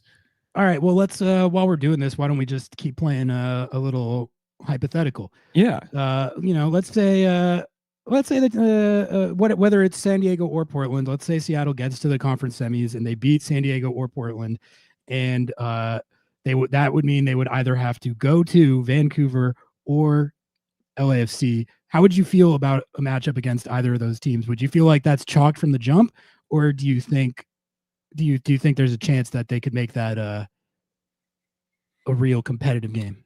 If they can play like they did in this last match, they could beat anyone. I agree. Yeah. Like if they can do what they did in this last match, they can beat anyone. Even making the mistakes that they made, playing like that, they can beat anyone. And it was the same thing when we hit Leagues Cup and they hit their stride. They can beat anyone. And I believe that. I believed that during Leagues Cup. I believe that now. The hardest game, I truly believe this, the hardest game of this entire playoffs will be the one this weekend. I'm not scared for any other matchup. I'm not scared. I don't feel bad. I don't feel any kind of anxiety towards any other matchup that they would face in this tournament. This weekend is one. It would be hard for me to not feel wary of having to go into BC Place or go into BMO and beat one of those teams on the road. But I mean, like, A, that's exactly how I felt in 2019. They won that game. And B, I've just learned better than to bet against Brian Schmetzer in a knockout scenario. That's another reason why I feel I feel fine about the game on Saturday. He's been knocked out of the playoffs plenty of times. It's happened, but by and large, when this team has needed to step up in big moments and big games like this, there's been a lot of times where I've been like, the deck is really stacked against them. I don't like their chances. I'm not sure that they're going to be able to do this. Yeah. And a lot of the times they've just done it. So De Rosario. I mean, Moose. I mean, I don't know. It's just like I'm not scared, man. I'm not scared. The only thing that scares me is Eric Ramsey.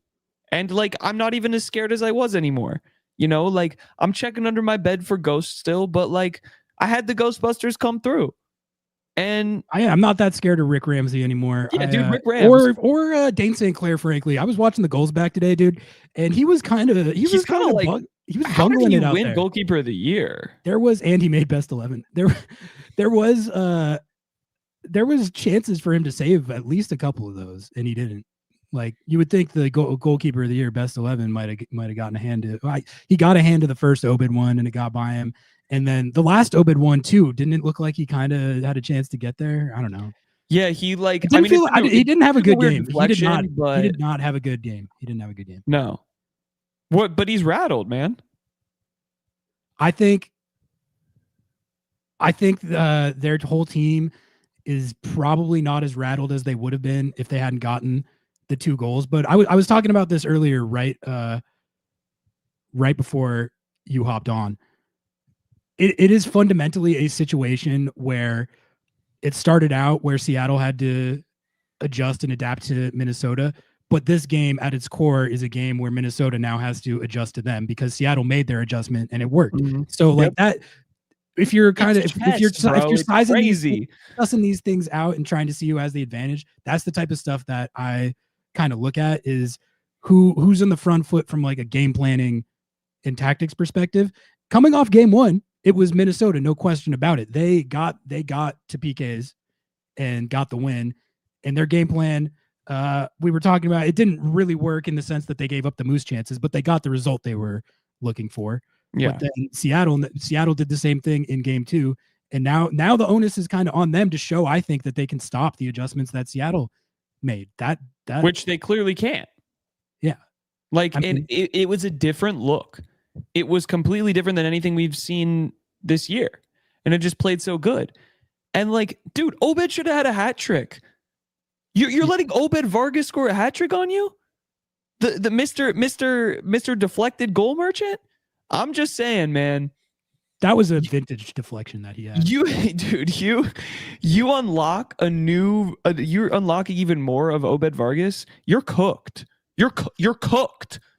You're cooked. Let's take a look at the East real quick. Sorry about your Chicago Fire boys. Bro, this is so tragic. They really forever. Honestly, after game 1, that was looking like kind of a hot pick. They looked. This is why the best of 3 is bullshit, man. I mean, they would have gotten eliminated. But they would have had better vibes going into game 2. Oh yeah, because it wouldn't have been an L. Yeah, they got Philly to PKs in. It would have been it would have been a draw. It would have been a draw, and it would have been. It's like, man, if 2 away goals. If fucking Seattle could have just won that shootout somehow, I know that's like St. Clair's specialty, but if they could have just won that, this shit would be over. We could be talking about the semis right now. It's kind of unfortunate, but Philly was able to get that done, so they'll have either Charlotte or NYC. Charlotte, they were my dark horse pick. After I talked them up and made them my dark horse pick, I read all kinds of stuff about how like bad they are under the hood or whatever. But I'm coping and rationalizing with that by I think their numbers are a little misleading from the standpoint of they've been like a very streaky team this year. Yes. They didn't start off that well. They got hot. They went ice cold. They were looking like one of the more disappointing teams in the league. Then they got blazing hot again. They won 10 straight games or something, or 9 straight games, and they were overperforming a little bit. But then, a 9-game winning streak is a 9-game winning streak. And then they cooled off a little bit. They've been very hot and cold, and I think their cold spells, which were very cold, skewed their numbers to make them look like a more mid team. Where I see them as a team that when they're playing at their top level with Willie Zaha and Toklamati and that defense and Pep Biel. He's going to be back? I don't even know. No, he's dead. But okay, but yeah, when they're playing together.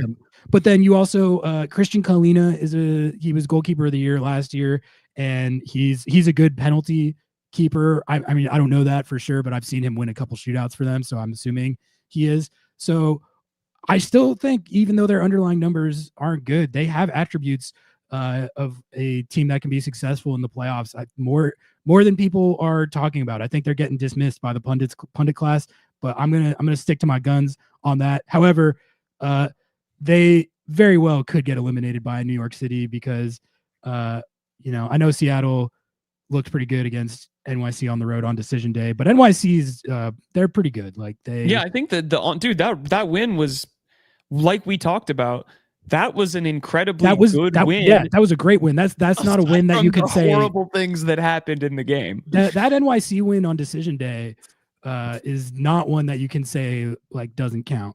No, I think most scenarios where Seattle wins on the road against an Eastern Conference team that's not like Inter Miami or something, people are going to say it doesn't count. But this NYC team is genuinely really good. I have a crazy stat for you about Alonso Martinez. Ben Wright actually also, he was posting some end of season numbers a week or two ago. Alonso Martinez, he had 17 goals this year. He led the league in shots off the post. You know how many he had? 20.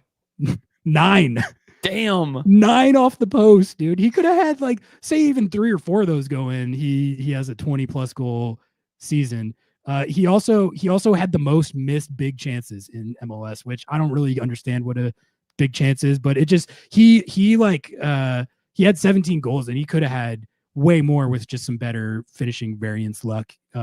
So he's really good, but also they're a pretty solid team. Honestly, I think that game where Seattle played against them was a good game. That game looked like 2 pretty good teams going at it to me. So I could kind of see that one going either way, but I could also see either one. I think either one of NYC or Charlotte would have a decent chance against Philly. Yeah. And then I don't think Philly's that good. They're not good. Let me rephrase that. They're a good team. I think they're a good team. I don't know if they're a playoff team though. Like built for the playoffs, you mean? Yeah. And it's just like Philly's cursed, man. They're never going to win an MLS Cup. If they didn't get it done in 2022, I don't know. They did win the Shield this year, so there's clearly something they're doing right. I don't know. I agree. Like I'm lukewarm on them as well for reasons that I can't really explain. That they just don't feel like. Usually with the team that wins the Shield, you're like, oh, that team is so good, but for some reason they're not really thought of like that. No, like Miami has. I don't believe in betting odds because, especially with MLS, because no one understands this league. But like betting odds favored Miami, which is hilarious because you would think that it's. I don't know. I don't know. There's something about that team that I'm just not sold. Yeah. So I agree with you. I think honestly, New York City FC has a better chance against Philly than Charlotte does. So this bottom half of the East bracket, I think, is pretty interesting because you have 2 of the Eastern Conference frontrunners who are up against it right now. We talked about Inter Miami fighting for their lives against Nashville, but Columbus beat the shit out of Cincinnati in game 2. Yeah, they did. 4-0. Yeah. Like we've been talking for weeks about how Columbus are diminished. Wilfred Nancy's luster has worn off. They weren't very good this year. Mm-hmm. They had to do the play. Didn't they have to do one in the play-in game or close to it? They were like the 7 or 8 seed. Who was in the or no play-in game? They were Orlando, 7. They didn't play in. 7. Yeah. But like that's the lowest seed you can be without being in the play-in. And they really just kind of were tail spinning for a lot of the second half of the year. And then they lost game 1 to Cincy. And then went out there and they looked like the same Columbus crew that they've been the last couple of years under Wilfred Nancy. What did you make of that? Do you think that they actually like? If you told me that that series was going to be even at 1-1, that wouldn't have been that surprising. But Columbus has got all the momentum now. After a 4-0, going against a Cincy team that's the 2 seed. They're not. A 2 seed is not supposed to take a 4-0 in the playoffs, even if you still technically have the game 3 to atone for it. That's a bad L for them, and they got to have alarm bells going off. And Columbus, I think they should like their chances in that game just purely based on vibes. Like anytime you take a 4-0 in the playoffs. You got to play another game. That can't feel good, can it? Like, I don't know. What do you think? No, I do understand that, like, especially with the 3-game series, if you're cooked, you're cooked. Since he also did get a 38th minute red card, so that did kind of almost good point. I forgot about that. Yeah, and they still, were already down. You're getting a red card in the first half of a playoff game, and that leads to a 4-0. That's like equally. It explains the scoreline, but it's equally kind of. But they dominated that whole game. Like, the red card wasn't like a game changer. They dominated that game. They got the red card because they were dominating them so much. Cincinnati had one shot, not on goal. They just had one shot. Columbus had 20 shots. 20. I mean, if you look at the like momentum graph, it's embarrassing. Like, Columbus didn't even show up to play. I mean, Cincinnati didn't even show up to play. Like, it's crazy. I think they had their fans were like talking about fire Pat Noonan. That is where they were at. They literally were saying that. They were crashing the fuck out. They were crashing. What I was gonna say is, like, Cincy fans have low key been crashing out for a while now. Like, they think the team is kind of overrated and not that good. And I think what happened in that game too against Columbus, the portion of their fan base that feels that way was like felt validated. It's weird vibes for Cincy right now. Yeah, I mean, it would feel pretty bad to get a Max Arfston masterclass dropped on your head. I wouldn't enjoy that either, personally. But, like, I think if Columbus can beat Cincinnati, I think they're making it to the conference final easily. I don't think Nashville or Miami. I mean, dude, I would pick Columbus all day in that matchup. Columbus, Miami, in Miami, you would take Columbus? Yes. I mean, if it's the Columbus that showed up in game 2 versus Cincy, then I think they would have a good chance. But there's also a lot of one too. They looked good in game 1. Did they? Okay, I didn't really watch that one. So was that was just like making things up, but it was a 1-0. 1-0. And it was like a 78th minute, like, Denke. That's right. Yeah. Okay, I do remember that. Yeah. And they were competing. They were competing. Yeah, but how much of that is Columbus being good though, and Cincy kind of being in a tailspin? You know what I think is interesting. I mean, but like, because Salentano had a really good game, like, for Cincy that game. So it almost, I don't know, in a way, like, maybe it is. I guess you're probably right. There is a sense of the tailspin happening. Like, I think that's probably true, and I'm not giving it as much value as I should. This could be making a leap that's not there, and I don't know if there's any credence to it. But this is like the second time now that Evander's been the centerpiece for a team that he's played at an MVP like production level for, but the team performance has kind of been a little inconsistent, and the vibes have gotten weird, borderline toxic at times. And then the reason he crashed out and left the Timbies was because they got slammed 5-0, I think, by Vancouver in the playoffs at the end of, that was last year. Wow, that's one of my favorite podcast episodes we've ever done. Yeah, that was hilarious. Yeah, when Evander crashed out and left. Yeah, we did the whole like breakdown of the Timbers. So I'm not saying out. I don't think it's like an attitude thing where Evander causes that. My theory is that it could be like he is a phenomenal player, like one of the most talented players I have ever seen in MLS, scores some of the craziest goals I've ever seen in MLS, puts up some of the craziest numbers of any player I've ever seen in MLS. But he is one of those number 10s that's a bit of a loose cannon, not off the field, right? Not off the field or in the locker room, but literally, like, his play style is a little bit reckless.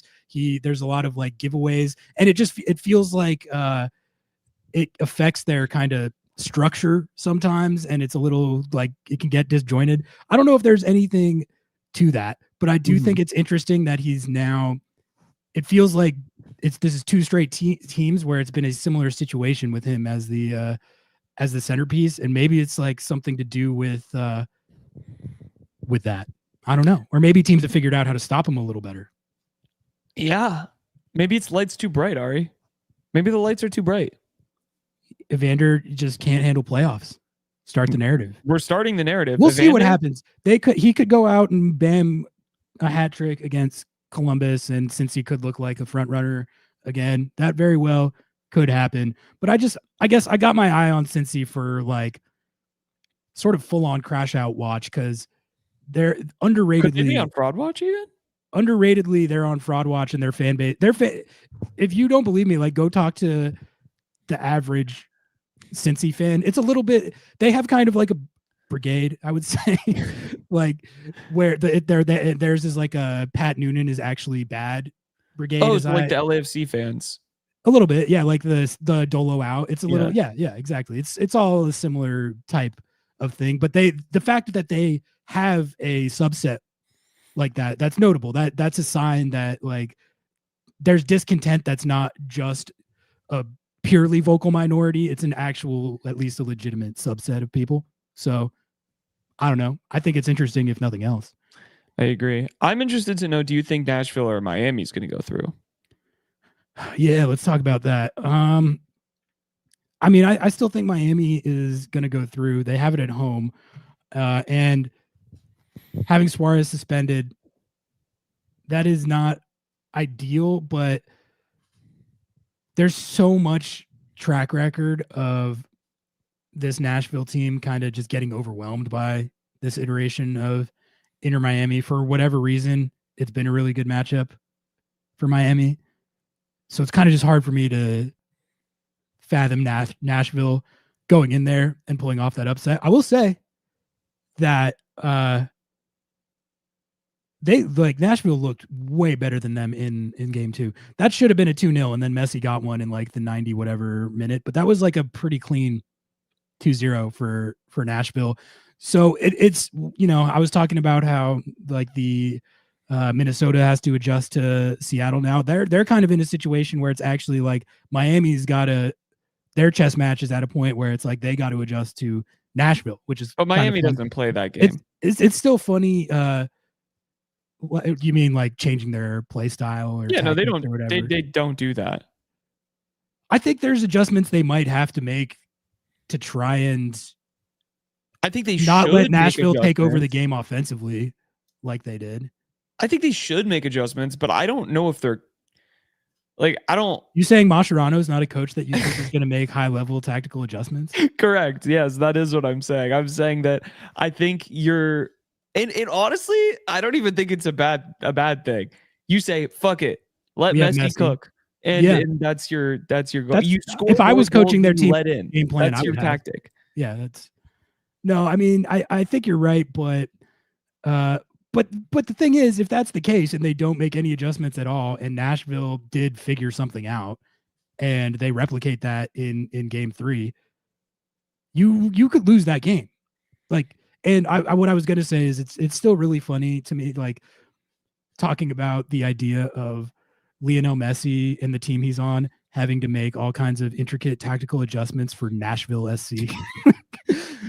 Who thought Messi would reach a point in his career where the potential foil that could stand between him and MLS Cup glory, Sam Sturridge trophy? Yeah, this year it's Nashville SC and Sam Sturridge. Last year it was Brad Guzan. You can't get content like this in any other league. My goat washed. Reese says Ryan Kent not getting garbage minutes this last home game was annoying as F. I agree. Freak. Annoying as freak. I agree. I've been saying that I wanted him to play in that game, and I hope he gets to play at least a little bit in the playoffs, and maybe he gets a chance to make an impact in the Minnesota game. I also feel like I would almost rather see those minutes go to Georgie, though. I don't know. How do you feel about that? We're allowed to swear, Jake. We swear a lot. I think, oh God, that's so hard. Because yes, I do see where you're coming from. The getting Georgie minutes, he's healthy. He's been a pest. He brings something different. Ryan Kent is a guy who I kind of want to start and let him, I just don't think he's that great off the bench. And it's hard, but also at the same time, we have Georgie signed. And frankly, there's 2 players on this roster who are not going to be here at the same time next year. We're either going to have Ryan Kent or we're going to have Paul Rothrock. That's the truth of the matter. We'll either have Ryan Could Kent end up with neither. And we could end up with neither. And so I'm sorry, like, love Ryan Kent. I want him to play. I want him to be on the field. I actually would love for him to be on this team, but like Georgie might just be the more like if you're trying to make a longer play, you know, getting him minutes is always a good thing. They both have, I think, an attribute, their main attribute that is handy against a team like this where you're trying to break down a low block, which is they're both really good at winning their 1v1s. Yeah, exactly. So I think either one of them could have something to offer in a game like this, in a matchup like this, that could help you win the game, honestly. But Paul Rothrock did the same thing. Paul looked so good in that super sub role. That's what I'm saying. I think that might be. You have to roll out the same exact plan. Yes. Yeah. Don't change let's. I talked about this a little bit, but I was saying the same thing. Like there's no reason that you make them stop it. Make them stop it. Make them show that they can stop it. If they can, then you make in-game adjustments from there. But like, then you bring on Georgie. Then you bring on like you change the way that it looks. You take off Moose. You know, you figure it out. But I don't know. I don't know. How likely do you think it is that whatever adjustments Minnesota make this game play out vastly differently than game 2? I've not seen it all season. I think that's the thing with the 3-game series like this. If a team finds something that works and you don't adjust to it, you're cooked. Yeah. And it's them that's in the situation where they have to make that change. I don't think it really matters that they have the game at home, because the last time they had the game at home, they played the most conservative game plan I've ever seen, for one. Yeah. So even if they're more aggressive in this game, I still expect them to be pretty damn conservative, which negates your home field advantage. And that also, number 2, explains why they didn't have a very good home field advantage this year. I'm going to pull it up right now, but like they had one of the worst home records in the league. That is the thing about Rick Ramseying it like this is it very clearly, they were a 1.71 points per game team this year. That's very good. That's very good. You can't get there without having a little like substance to whatever it is you're doing.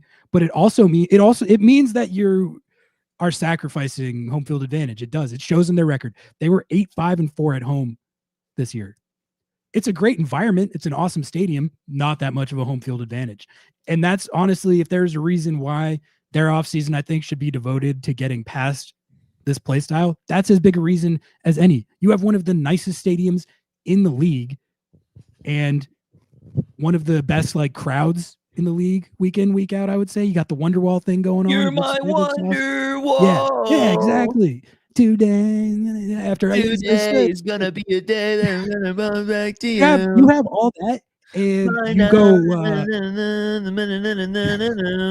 You have all that. I don't believe that Rick Ramsey could change his tactics. No, he can't. Exactly. You have that, and you go 8-5-4 at home. Come on, man. No, that's not. No. So, and it's put them in a situation where they earned this right to like host this playoff game. I really like, it's the least intimidated I've ever been for a playoff road game. And that's not because of the fan base or Allianz or the environment not being good. All of that stuff is actually state of the art. It's awesome. It's because their play style like doesn't allow you to have a home field advantage. I don't think that's what it seems like to me. Why else is there a home record that bad? 8-5-4 home record in MLS is bad. That's not good. It doesn't matter if you evened that out. They went 8-3-6 on the road. So that shows that their play style is excellent for being on the road. But the fact that they don't play more aggressively at home, it negates their home field advantage. And that is true, even though they ended up with a really good record in top 4 in the West. And it's put them in a situation for this game where they have the game at home. That does nothing for them, really, other than having the crowd behind them, which it's like, but this Seattle team has played Their crowd was booing more than they were cheering in the last home game. They were just pissed off at the ref the whole time. And the Seattle team has played in a lot of like big games, crazy environments, loud crowds. That's not something that I think affects this team as much as it might like a younger team or a team with way less playoff experience. This team has played knockout round games, elimination games, really intense road games and really intense environments. They've done all that a lot and done it successfully. So the fact that the crowd's going to be against them and it's going to be noisy, I don't think that, maybe it's a little advantage, but it's not as much an advantage as it normally would be for a team that played normal soccer. I think too, even if they do play more aggressive, like if we do see a bit of a counterattack, it comes down to two things for me. They're going to pick and choose their moments. They're not a team that is bold enough and built bold enough to have an onslaught. So it'll be the first 10 minutes. It'll be the last 10 minutes of the half. It'll be a stoppage time. It'll be a period where I know that the Sounders can absorb that pressure.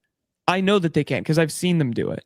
And secondly, it's going to come up to the Sounders to just not make sloppy giveaways. And I think that that's a lot easier when you have the confidence of knowing that you've figured out a way to break down their five in the back. You've figured it out. And unless they do something massive, you have that in your head that like this is your game to win. This is your game to win. It is all in your hands. If you are tight, if you play well, if you play smart, and if you just stick to what you are good at and have been doing, it's your game. It's your game, and they can't do anything about it, like at all. San Diego had a worse home record and finished first. I'm looking at the table. That is both true, and I had forgotten about that. I don't know how to explain that because they had a bad stretch. They did have a bad stretch of the season, but that to me is more like this kind of just outlier anomaly of what you usually see because San Diego's play style, you cannot call them cowardly or conservative. So that's definitely, and they definitely don't play like that at home. Yeah. So it's surprising to me that they lost 5 home games. I think probably there was 2 or 3 of those that just came at a point in the season where they were in bad form. And then they probably lost a couple on the margins. That's the only thing. I would have to go look at it. But the fact that San Diego only won 7 home games this year is surprising. But that also means that if that's who Seattle has to face in the next round, it's at the very least a road trip that a lot of other teams have done successfully. Seattle didn't do it successfully earlier in the year. But again, I think that was a different team. So good shout, though, Reese. Jake says, does Kalani... Reese with the fact check. Does Kalani or Alex start? Was there any update on Alex's groin injury this week? Or I don't know. I haven't been paying attention. Yeah, like I forgot to kind of check for that. But didn't it sound like the Alex thing was more precautionary than like he has? It was tightness. Yeah, of an injury that he's been playing through, basically. Right. So to me, that indicates that they theoretically feel like they should be able to start the game with him, which I'm hoping that's what they do. I thought KKR looked really good after he came on, but I just trust Alex over Dude, anybody. That slide tackle that he made. Yeah. Oh my God. Just oh my God. He's so good. Defender of the goddamn year. For Major League Soccer, not just for all of them. Sounders. All of them. He didn't win. Did you see the Sounders released their yearly awards? So they do like MVP, Attacker of the Year, Defender right? Like of the we year, were doing. Humanitarian of the Year. Yeah, they didn't agree with us on anything other than Cristian Roldan MVP. What do you remember? Any of them? I can pull it up. It was Christian MVP, Jackson Defender, Fry Humanitarian. We didn't do Humanitarian, but like, yeah, sure, why not? Golden Boot. So I guess that's not really that's like Moose. It's like a tagger there, but they gave it to Moose. So obviously, we had some kind of, I mean, like they don't award best young player other than Obed Vargas, which is like or, famously a really important award. and they also, there's no in-house team award for red card of the year. That's Cowardly. they should award that. I think they would actually get positive engagement if they awarded that. I mean, we did. Yeah, Moose commented on it actually. I don't know if you Moose all saw and that. Nuhu were doing bits in our comment section. Moose and Nuhu were literally doing bits in the Lobbing Scorchers Instagram. We posted a graphic that was awarding Moose red card of the year. Moose commented on it. Shout out Moose. That was a very good sportsmanship. Good sport about it. He commented on our graphic of him getting red card of the year, saying someone had to like give Nuhu a run for his money, and then he tagged Nuhu, which honestly, fire bit from Moose. I didn't know he had jokes like that, but that was good. And then Nuhu replied like ha ha ha with like a moose emoji. He said Musaya. Yeah, and then so, and then also like John Bell commented on his unsung hero of the players were keeping track of the Lobbing Scorchers awards. They're way more important than the team awards, I have to say. Yeah, like I mean, they're probably going to comment on the team awards, but the fact that they were bantering in our comments, I think it shows that there's actual significance. We're the most important podcast in the city of Seattle, hands down. Okay. Yeah. I don't know what to say. I don't know what to tell you.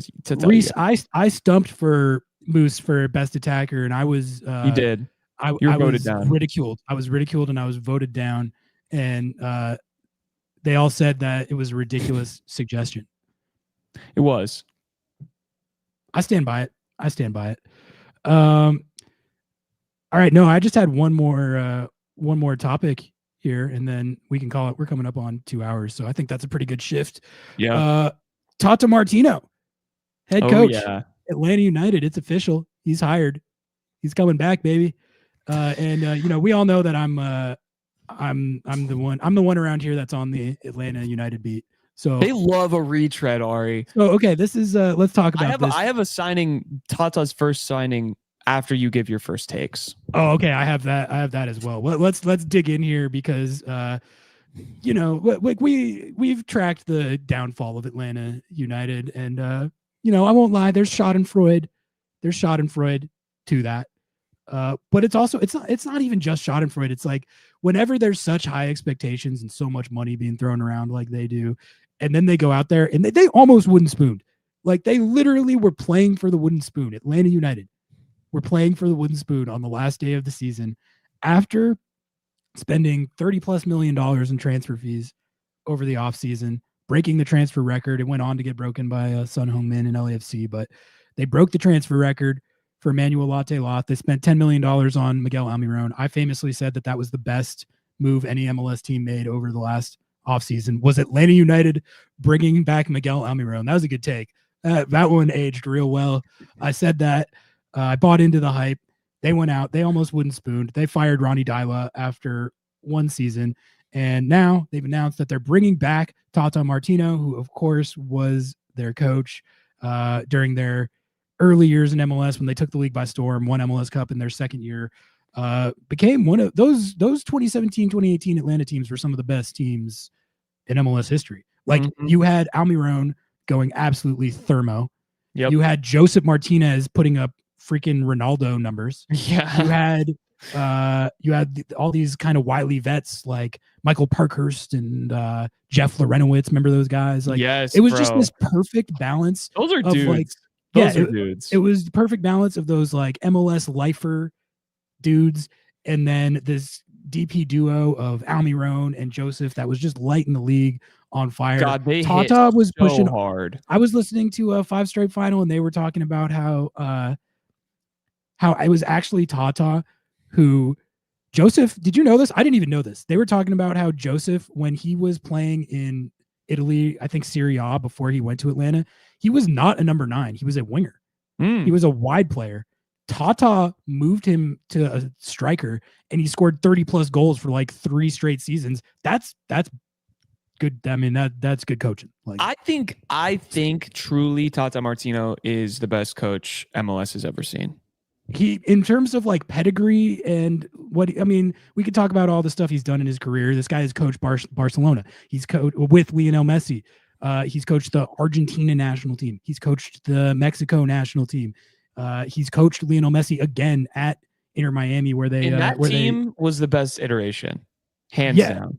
Yeah, they set the points record Yeah. with him pulling the strings. So all of that is to say that this move of him going back to Atlanta United is getting covered as if it's a very like the obvious move and a really good move, the move that's gonna like turn them around, bring them to a new era after this last 3-4 years of whatever this has been, just absolute debauchery on the pitch. They're not even getting like 10,000 people to their freaking games at the Benz anymore. They're down horrendously bad. They're thinking about signing Michael Penix. Tata is being billed as the savior of all that. And all right, so I'll give my take on this, which is I fully agree with all the takes that it's the logical move. It makes sense on paper.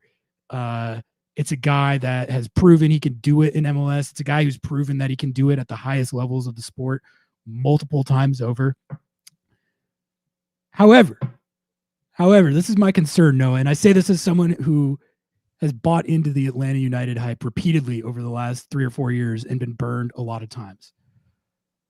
I feel like I understand the thought process and I know why they're doing it, and I don't fault their process for getting to why this was the best hire. But doesn't it seem like there's only so many ways that you can try and bring 2017 back? Like the whole Almiron thing to begin with turned out to be the completely wrong call based on both where he's at in his career and how much money they spent with him, but also his tactical fit with Marinchuk. Tata isn't going to change the fact that Miguel Almiron and Alexei Marinchuk don't fit together on the field at all. And Ronnie Dyla just spent an entire calendar year trying to figure that out and rectify it, and he couldn't. And his job was on the line with trying to make that work, and he couldn't do it, and they got fired.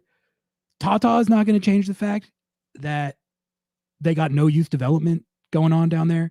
They have a few homegrowns, but it's not even that they have no youth development. They've been bringing some guys up, but I think they are taking a questionable team building approach with how. Did you see this year how they sent Noah Cobb and Alfredo Morales, I think his name is?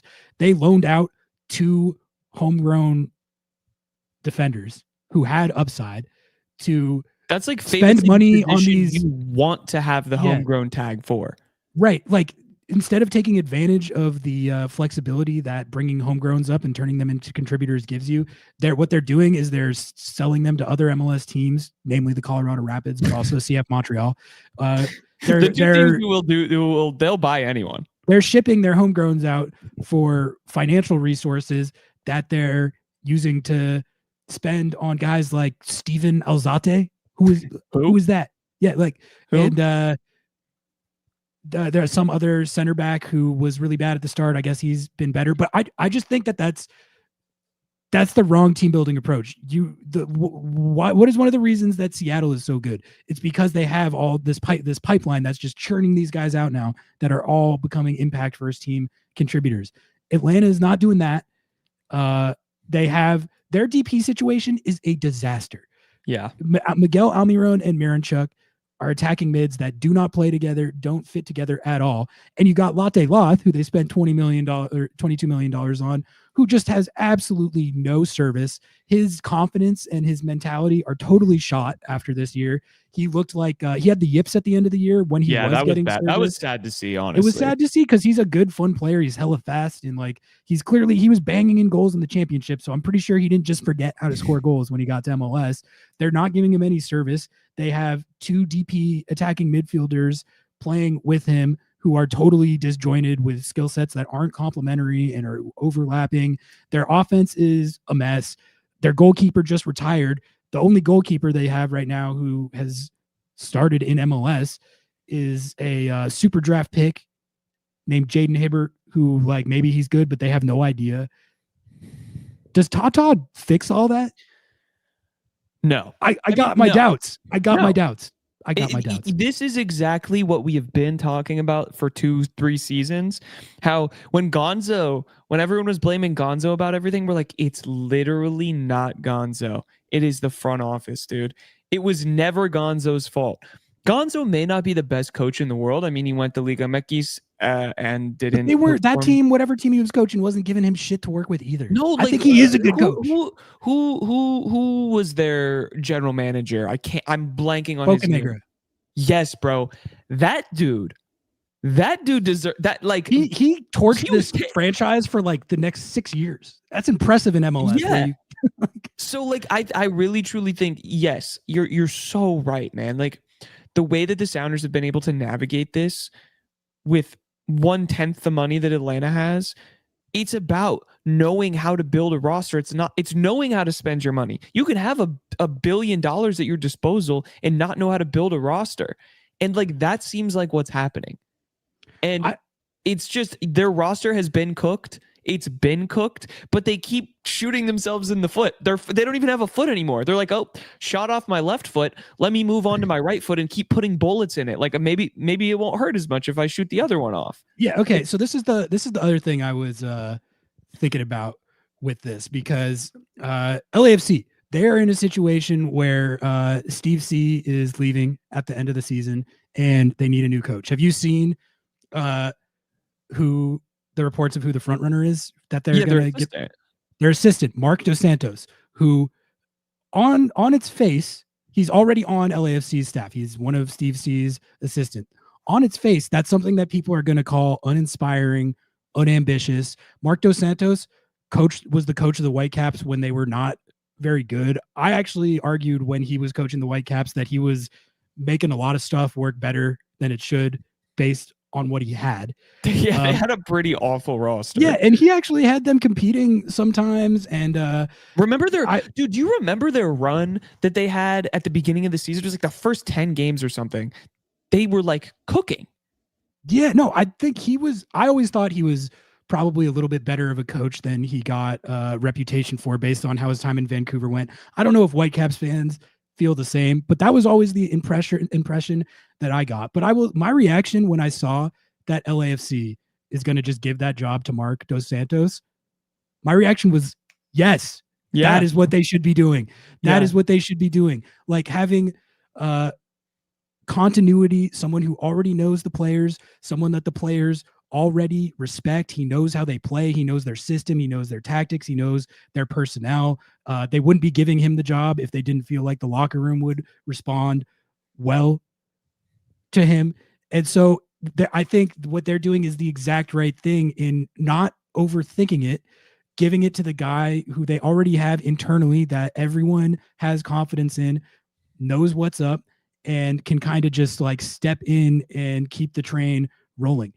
That's a much smarter way to do it, I think, than going on this like global search with these firms that have this criteria. You need MLS experience, but you also need this experience. It's the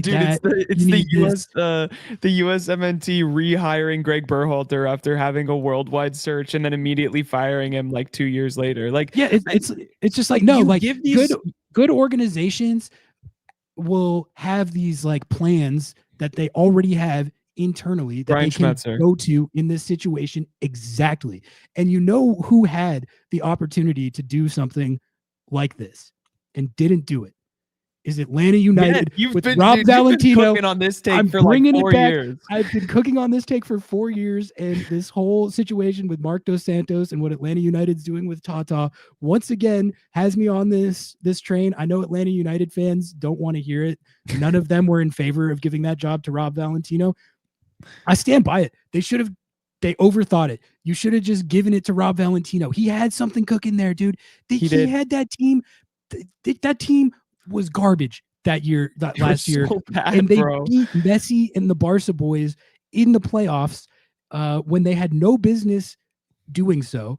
You're going to try and tell me that guy too. The whole locker room loved that guy. And also there's an element of it of I've talked about this before, but like he had genuine investment in that club, in that city. Like Rob Valentino would like sweat and bleed for Atlanta United any day of the week, the entire time he was with that organization. You could tell from how he interacted with the players, like his disposition on the sidelines and during press conferences.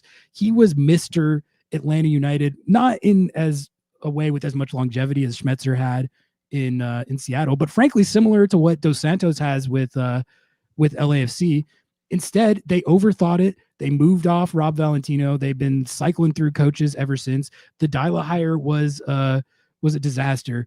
They're bringing Tata back, and that might work. But like, if I'm comparing the way LAFC are doing it by just giving it to the less flashy but already established guy that they have internally, and then what Atlanta United's doing, bringing back a retread, or even what they did last year and firing their coach and then going on this big search and then landing on Ronnie Dyla. Like, good organizations have succession plans. They have things they can go to if they need to. And that's the difference between a team like LAFC and a team like Atlanta United.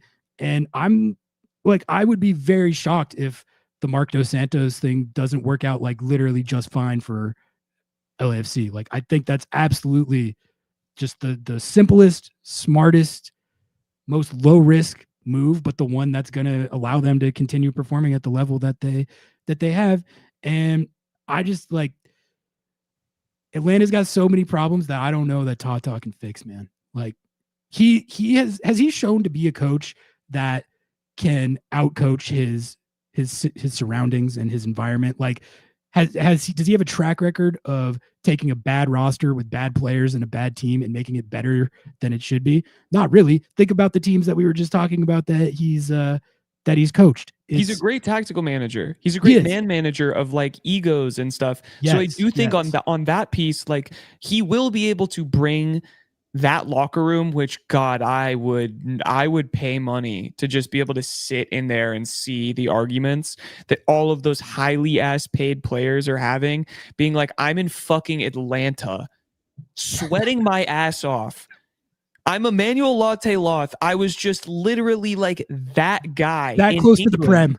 I was this close to the Prem. I'm sweating my balls off in Atlanta, Georgia, in front of 10,000 people who are booing me. Like, dude, I couldn't imagine what that, like, he'll be able to quell some of that. But like you were saying, dude, structurally, that organization is fucked. They're fucked.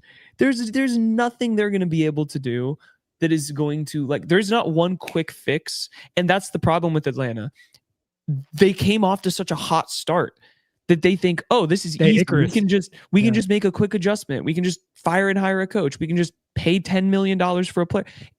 Unfortunately, they might have to do what the Galaxy did and go through like quite a bit of hardship if they want to get back to the level that they're at. And then you just looked at what the Galaxy had to go through after winning.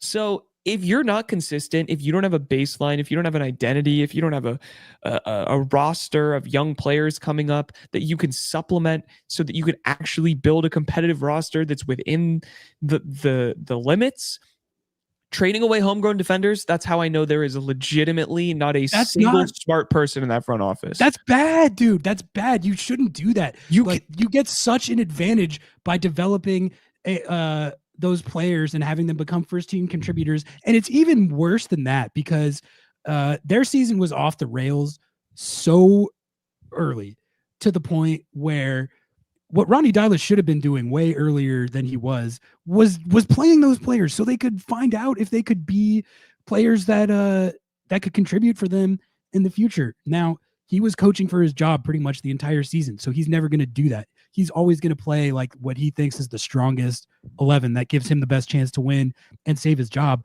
But I'll tell you what, that season got to a point where he should have been able to see the writing on the wall that his job wasn't going to get saved unless some crazy shit happened. And something that can happen is if you actually give young players a chance to play, sometimes they show you that they can play.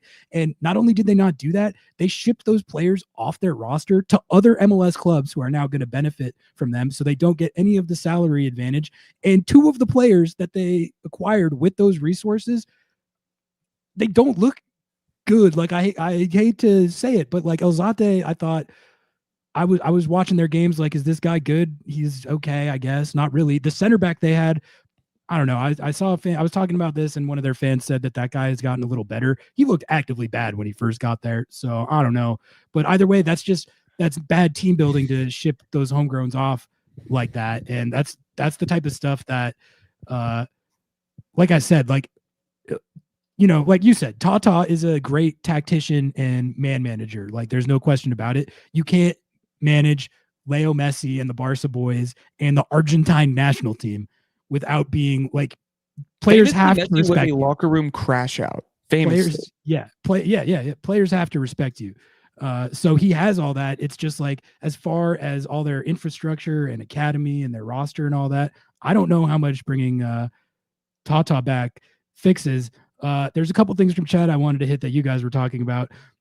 Number one, it looked like you guys were talking about the idea of Joseph Martinez to the Sounders. Okay, I wanted to talk about this because I was going to say that's who Atlanta need to sign. That's who they're on the wall. They're talking about it. I was listening to Five Stripe Title today. I'm not. You're lying. No, you're lying. No, this is a thing. This is a thing. Like I don't know if there's how much smoke there is to it, but okay. Listen. They are there's like serious smoke to the idea that they're going to bring Joseph back. Which do you remember this? A couple weeks ago I said that as a joke. Yes, I literally you did. I was like there was those rumors that they were going to bring Tata back, and I was like, what are they going to do after that? Bring Joseph back? They're literally about to do that. No, they're going to do it. They're literally about to do that. And then the other thing they were talking about on Five Stripe Final was I don't know if this one there was actual smoke to it or if this was more just them pontificating, but they were also talking about bringing Gressel back. I'm like, dude. You just bring them all back? Are you going to let's get Parkhurst out of retirement. Just run it back. Again, dude, they love nostalgia down there, dude. They love nostalgia. It's the nostalgia club. Gressel, dude, like you got to pave a new path. Gressel's a podcaster. Yeah. Like, you can't sign the retread podcaster. I'm sorry. The boys are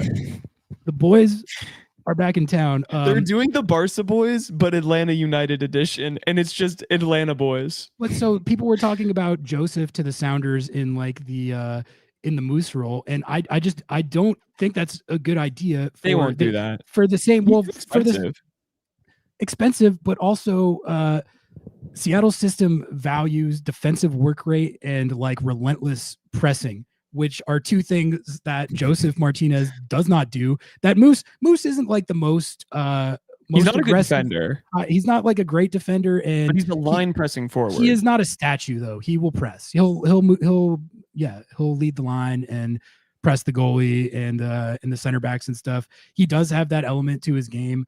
You have to play on this team. You have to. Like Metzer will not play you if you don't do that. Which is why I think like the idea of Rusnak is super lazy, which is like what a lot of people pivoted to when he started producing goals and assists, is like, we're like, well, he's lazy. He has no work rate. He doesn't play defense. He doesn't press. He's not the highest work rate player I've ever seen. He's not Nico Ladero. You don't play on this team if you don't press. Correct. So you literally don't. So the idea that Rusnak doesn't press is literally, he would not be on famously the field. got a red card. Famously got a red card recently for cleaning a dude out. The thing about this is it's like not even arguable because they wear those vests that track how much you run. And if his work rate numbers weren't coming in, they have benchmarks. And if your work rate numbers don't come in at those benchmarks, they know that, and Schmetz isn't going to play you. So the Rusnak, literally, he is hitting those whatever benchmarks that the team needs to see for his work rate and his pressing. Otherwise, he wouldn't be playing. Joseph is not going to hit those benchmarks. I can promise you that. At this point in his career, coming off all his knee injuries, he is more of a statue. He doesn't have any defensive work rate. He doesn't press. And you saw what you saw with Joseph this last year is he was paired up with Chicho Arango up top for the Quakes. And what was the result of that? They scored a shit ton of goals. Joseph had a good year on the stat sheet. He scored double-digit goals. Chicho Arango scored a bunch of goals. They had a horrific defense, one of the worst defenses in the league. They scored 60. Here, I have the standings up right here. They scored 60 goals. They gave up 63. That's what happens. Crazy. That's what happens when you start Joseph Martinez and Chicho Arango together. And that's why Joseph would not be a stylistic fit on this team. But that's also why, dude, if you're Atlanta United, you don't need a statue striker that can get you 10 to 12 goals a year at this point in his career, but offers nothing defensively and nothing with his work rate, doesn't run really. Like he can stand in the box and finish in front of goal, but You should be looking for like well-rounded players, culture changers. I don't think they're going to do it. They're literally going to do it. They're going to bring him back. I'm pretty sure. I don't think that's going to save them either. Like, no, it's not. Also, Reese is cooking on one of the worst takes that I've seen tonight. You are Reese. We love you. You hit the high notes and the low notes. Frankly, this is the opposite of a Craig Weibel signing. Like you're saying, it's a Craig Weibel signing. This is the opposite. The Joseph idea. Yeah. Like he would not sign someone like that. That makes no sense. His price. His price is way too high. I think probably what they mean is like MLS journeyman type profile. Yeah, but even Moose was like on the younger side, cheaper numbers, all of that. Like Moose is, for how one-dimensional he can be, he has a baseline of like being a more complete forward that Joseph at 32, 33, coming off all these knee injuries, just doesn't have. Yeah, but Craig would sign Kai Kamara. Yes, there you go. Now you want to talk about a guy that can run and press. I would sign Kai Kamara. Fuck it. Any MLS team that's who Atlanta United should have leading their line. 41-year-old Kai Kamara instead of 32-year-old Joseph Martinez. Honestly, genuinely, Atlanta United with 41-year-old Kai Kamara starting every game, you have a better chance of winning games. Kai Kamara, if you started, here's my question to you, Ari. Latte Loth versus Kai Kamara, if they got the same number of minutes on that team, who has more goals? Kai Kamara. Yeah, exactly. Yeah. Kai Kamara has been bamming goals in this league literally since like 2003. Yeah. This dude founded scoring in MLS. Yeah. There wasn't scoring in MLS till Kai Kamara came around. He was like the wily veteran that had been doing it forever and was a well-traveled journeyman in like 2009. Yeah, yes. And he's still doing it. Yeah, that was back when like the Revs would pick up anyone. And he was like, yeah, let me go to the Revs. I don't know if this was as true this year. I didn't watch him that much. But last year with LAFC, I was like, he literally looks like 28-year-old Kai Kamara. Dude, that guy can jump out of the freaking building. He still played for the national team. He plays for Sierra Leone. He does, and he's good. He scores for them. Good. And he also like pays for a bunch of shit in Sierra, like for the national team too. Yeah. He's like a great guy. I love that man. I literally, so at that Open Cup game, where he famously played against the Sounders, after the game, I went up to him and I begged him. I said, "Come to Seattle," and he said, "I don't know." Man, Seattle is one of the only teams in MLS that he hasn't played for. But that would be a better signing for them than I don't know. Who knows? Maybe getting Joseph, Almiron, and Tata all back together. What are we doing? They're committed to the bit. Listen, they're getting good press for it. All the pundits are like, "What a great move to bring Tata back." The Joseph thing is more rumor than actual. It hasn't actually been announced yet, but the Tata thing has happened, and I got questions. And it's not even Schadenfreude or Atlanta United hate. It's just I've been burned by this, man. I've been burned by the whole notion of like too big to fail. Like that's sort of how I've been thinking of it. Like. They have so much money, so much resources, so much infrastructure.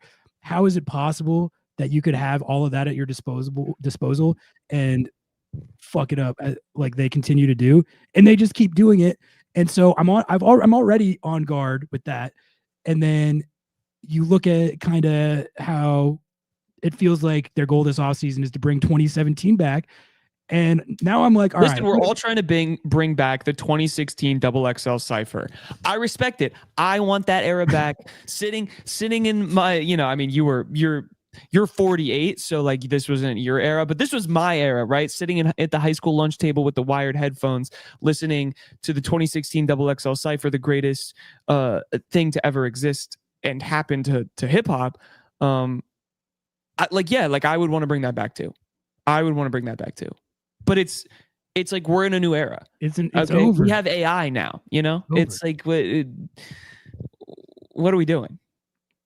Maybe they should ask. That's what they should do. They should Laura Harvey it and ask ChatGPT who they should sign.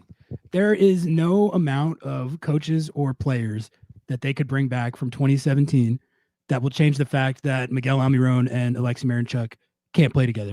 And that's two of their three highest paid players.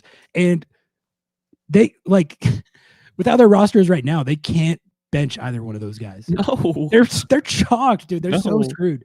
They're so screwed. I don't think they're gonna, unless there's like drastic roster maneuvering and they actually figure out how to play those two guys together. I don't think this is going to help them. And I'm going to say that early this time because couldn't have been more wrong about my takes about them before this season. And I feel like I figured out how this works now. And, this also gave me a chance to get back on my Bobby Valentine soapbox, which I will die on that hill.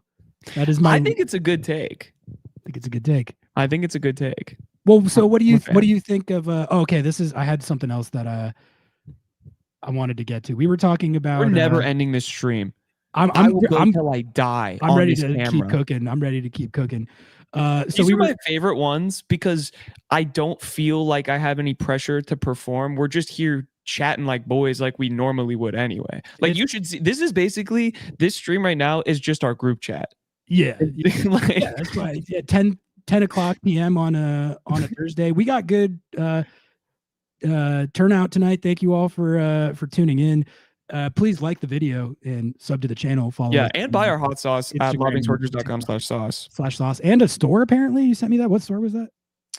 Oh yeah, I don't know, somewhere like Safeway or some shit. Yeah, somewhere. I don't know. Something. Apparently, our hot sauce was at a grocery store. Noah sent me a picture of it, and he doesn't remember what store he was at. But I didn't even know that we were. It was someone sent me the photo. So I wasn't there. I would have bought him out if I was there. Okay, this is what I wanted to talk about next. So we were talking about succession plans. Ziggy Schmid to Brian Schmetzer. In this case, Steve C to Mark Dos Santos. What would the Sounders equivalent of that be? One thing I will say on that topic of like how good organizations handle this type of thing and having plans for these types of situations, I think the best example we can see of that on this team right now is how they've handled the goalkeeping position. What a good organization does when they have an aging goalkeeper who is going to retire at some point in the next couple of years is they get ahead of it. They bring in a guy, in this case, like 2 or 3 years ahead of time. They develop him. They have him train every day with Tommy Dutra and Stefan Fry, who is mentoring him, with the whole idea being we are bringing this guy up. And when Stefan Fry retires, whenever that day comes, we will be ready. We will have a plan. We will have somebody that we're confident in. We'll have somebody that we believe in. That's how a good, well-run organization handles it. We are lucky to be in a situation where a legendary goalkeeper who has delivered countless moments and really just offered this team such security over the years. We're lucky to be in a situation to have that guy retiring. He's either going to retire at the end of this year, at the end of next year. They already have a succession plan lined up that everyone feels good about. And I think actually could end up being a game changer once he becomes the full-time starter, just purely from the penalty kick aspect of it. I think it will take some time still for him to get as good as Stefan Fry at shot stopping and more so like leadership and communication and stuff like that. But having the type of goalkeeper that is a PK specialist, like a Dayne St. Clair, that is a game changer in tournament soccer. It gives you an advantage over teams that don't have that. We saw that in game 1. Minnesota United had that. Seattle didn't really have that, and that shootout was tilted way towards them. So all of that's to say, like, Seattle is a team that does plan ahead for situations like this, and I appreciate that. Like, I appreciate the fact that Atlanta United, they have no idea who their goalkeeper is going to be next year because Brad Guzan's retiring. Is it going to be Jaden Hibbert? They don't know. They didn't give him enough of a chance to play to be able to tell if he should be given the number 1 job. So what are they going to do? Are they going to go out and sign a veteran, or do they have to go overseas to sign somebody? They have no idea. They're going to spend a good portion of their offseason and their resources trying to figure that out. And whatever plan they come up with, they'll have no idea if it's going to work. Seattle already has that plan in place and can say with pretty high confidence that it's going to work. Do you have any doubt in your mind that Andrew Thomas is going to step in as the number 1 and be just fine to very, I'm very good. biased, but yeah, no, I think Yeah. he's going to be just as good and for just as long. Exactly. So let's talk about it though from a coaching lens, because I do think that there is I do think that Seattle is thinking of the head coaching situation in the same way as they're thinking of the goalkeeper position. I think they're much more inclined, if at all possible, to have the Schmetzer successor be someone from in-house that they can bring up internally. And the name that comes to my mind, and who knows, this is just speculation, and who knows if this is their plan for him. I have no idea. Andy Rose. Andy Rose 100%. seems like he could be the guy that they look at and they're like, he played for the team. He's been on the staff for this many years. I've heard that he has no plans to leave Seattle's assistant staff, because he feels like, from what I understand, he feels like he has a good setup because he's still relatively inexperienced as a coach. And he saw what happened with Gonzo Pineda, who took over a big time coaching job in a big time market, maybe before he was ready for the smoke. And he kind of got eaten alive by the job. Yep.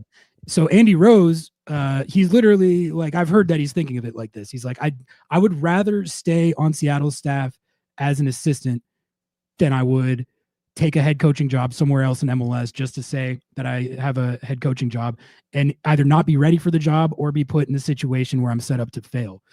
So he's intent on, and he's happy here. I think his family's happy here. He likes coaching these guys. He likes being a part of this organization. So that's why he comes to mind as the guy who I think could end up being the Schmetz successor when that day comes, because he doesn't have any plans of going anywhere. He wants to stay on the staff for at least the next 3 or 4 years. And from everything I've heard as well, he has genuine chops as a coach. I've interacted with him a few times, dating back to the days when he played for the team. Awesome dude, like really good with the media. Great quote. And I think he genuinely has an aptitude for the coaching thing. I think the players like him. They think he's a good coach. He understands the X's and O's. It's a good combination of a tactician and a man manager. All of it kind of aligns to make me feel like if I had to pick someone who I think they would bring up internally to be the successor, that's who I would say. And I want them to do something like that rather than have Schmetz be like, all right, I'm retiring. And then being like, all right, we're going to start a search from square one. There's so much just more possibility for that to go wrong and make the wrong hire. And again, that's why I love what LAFC is doing with Dos Santos. And by the way, they did the same thing with Steve C. He was the head coach of Las Vegas Lights, and they brought him up from that. That's smart, man. That's smart. That's way smarter than how some of these teams do it. What do you think of the Andy Rose take?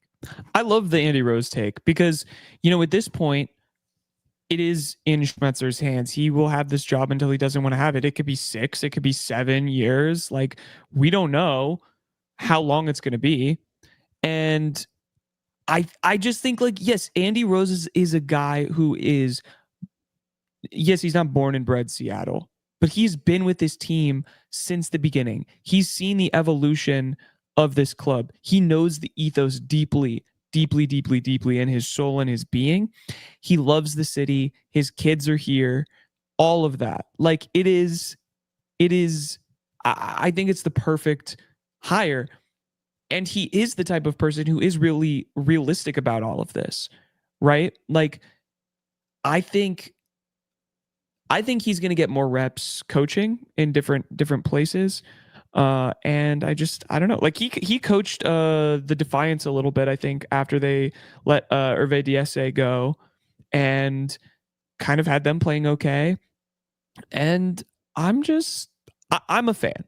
I like the fact that the Sounders, and this is true, and Jeremiah and I talked about this recently, that there is a through line in this organization from the NASL days until now. Like, a direct line that you can trace, an ethos, a feeling, players being involved, coaches being involved. Literally, Brian Schmetzer played for that NASL team and is now coaching this team. And I think that it is the perfect hire to continue that. Rose is through and through a Sounder. he understands and clearly enjoys the position that he's in, and he's not trying to rush it. Like, he wants to be here. Exactly. That's important. That's the biggest thing. Like, I see a couple people in chat bringing up Freddie Juarez. Like, I'm not against that idea as well. I like Freddie Juarez. I think he's a good coach. He's been a good assistant for this club, and also he got his start in New Mexico, which is where I'm from. So I like him on that level. I just think there's a much higher likelihood that he is going to get poached or leave for another head coaching job within the league. Whereas Andy Rose has like explicitly said that he's not necessarily trying to do that at all. Like, it's the opposite. Like, he is actually intent on retaining his role as an assistant here with, I don't think with like the idea that he's going to be the successor, but just the idea that that's what's going to prepare him the best to ultimately be a head coach later on down the line. Freddie's already been a head coach, and I could very easily see a scenario where another team that fired their coach within MLS, even this upcoming offseason, I could see Freddie getting looks for that stuff, because Freddie, honestly, I thought showed that he can hang in MLS when he was coaching Real Salt Lake. That was another one of those situations where he truthfully didn't have all that much to work with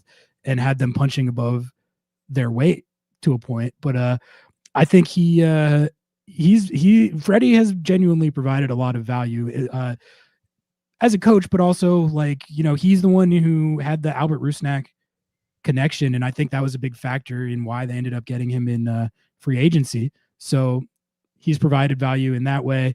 I just think there's a much stronger likelihood that he leaves the organization sooner than Andy Rose would. Yeah, I completely agree with that, and we don't know what's going to happen. Like, I think this is a mute. It's not a mute conversation, because, to your point, it's about having a plan in advance. And like, even though, like, we don't know when Schmetzer's going to retire. This guy, like, truthfully, there is a moment. Brian, okay, I don't want to like compare this to college football, but like, go for it. It's 10:06. Who cares? Joe Paterno. Yeah, he's basically Joe Paterno, right? Like, he's not going to be coaching, he's going to be coaching. What era of Joe Paterno? Because by the very end there, Joe Paterno was cooked. That's what I'm saying, though. It's like, I feel like if not Brian even from the scandal. No. Like, he was sitting in the press box, just like not moving. Like, by all accounts, he was a figurehead, not an actual coach. And that's what I'm saying. Before the scandal even hit, I feel like Brian could even be doing that. You know what I'm saying? Like, if he wanted to, I don't think he's gonna want to. But like, you know what I mean? Like, no, I think Schmetz has at least 3 or 4 more years. I love that I rammed a Penn State reference. You had to. That's, yeah. I don't know. Schmetz is a very kind of like a family-oriented type of guy who I could see being like, you know what? Even if I feel like I could still do this at a high level, do I even want to anymore? I've made a bunch of money. Like, I've won every goddamn thing there is to win. But this is the reason why I think he is still doing it, and why he's still going to do it for a while. And it's, you know, it's something we've talked about a lot. But I think Schmetz feels legitimate.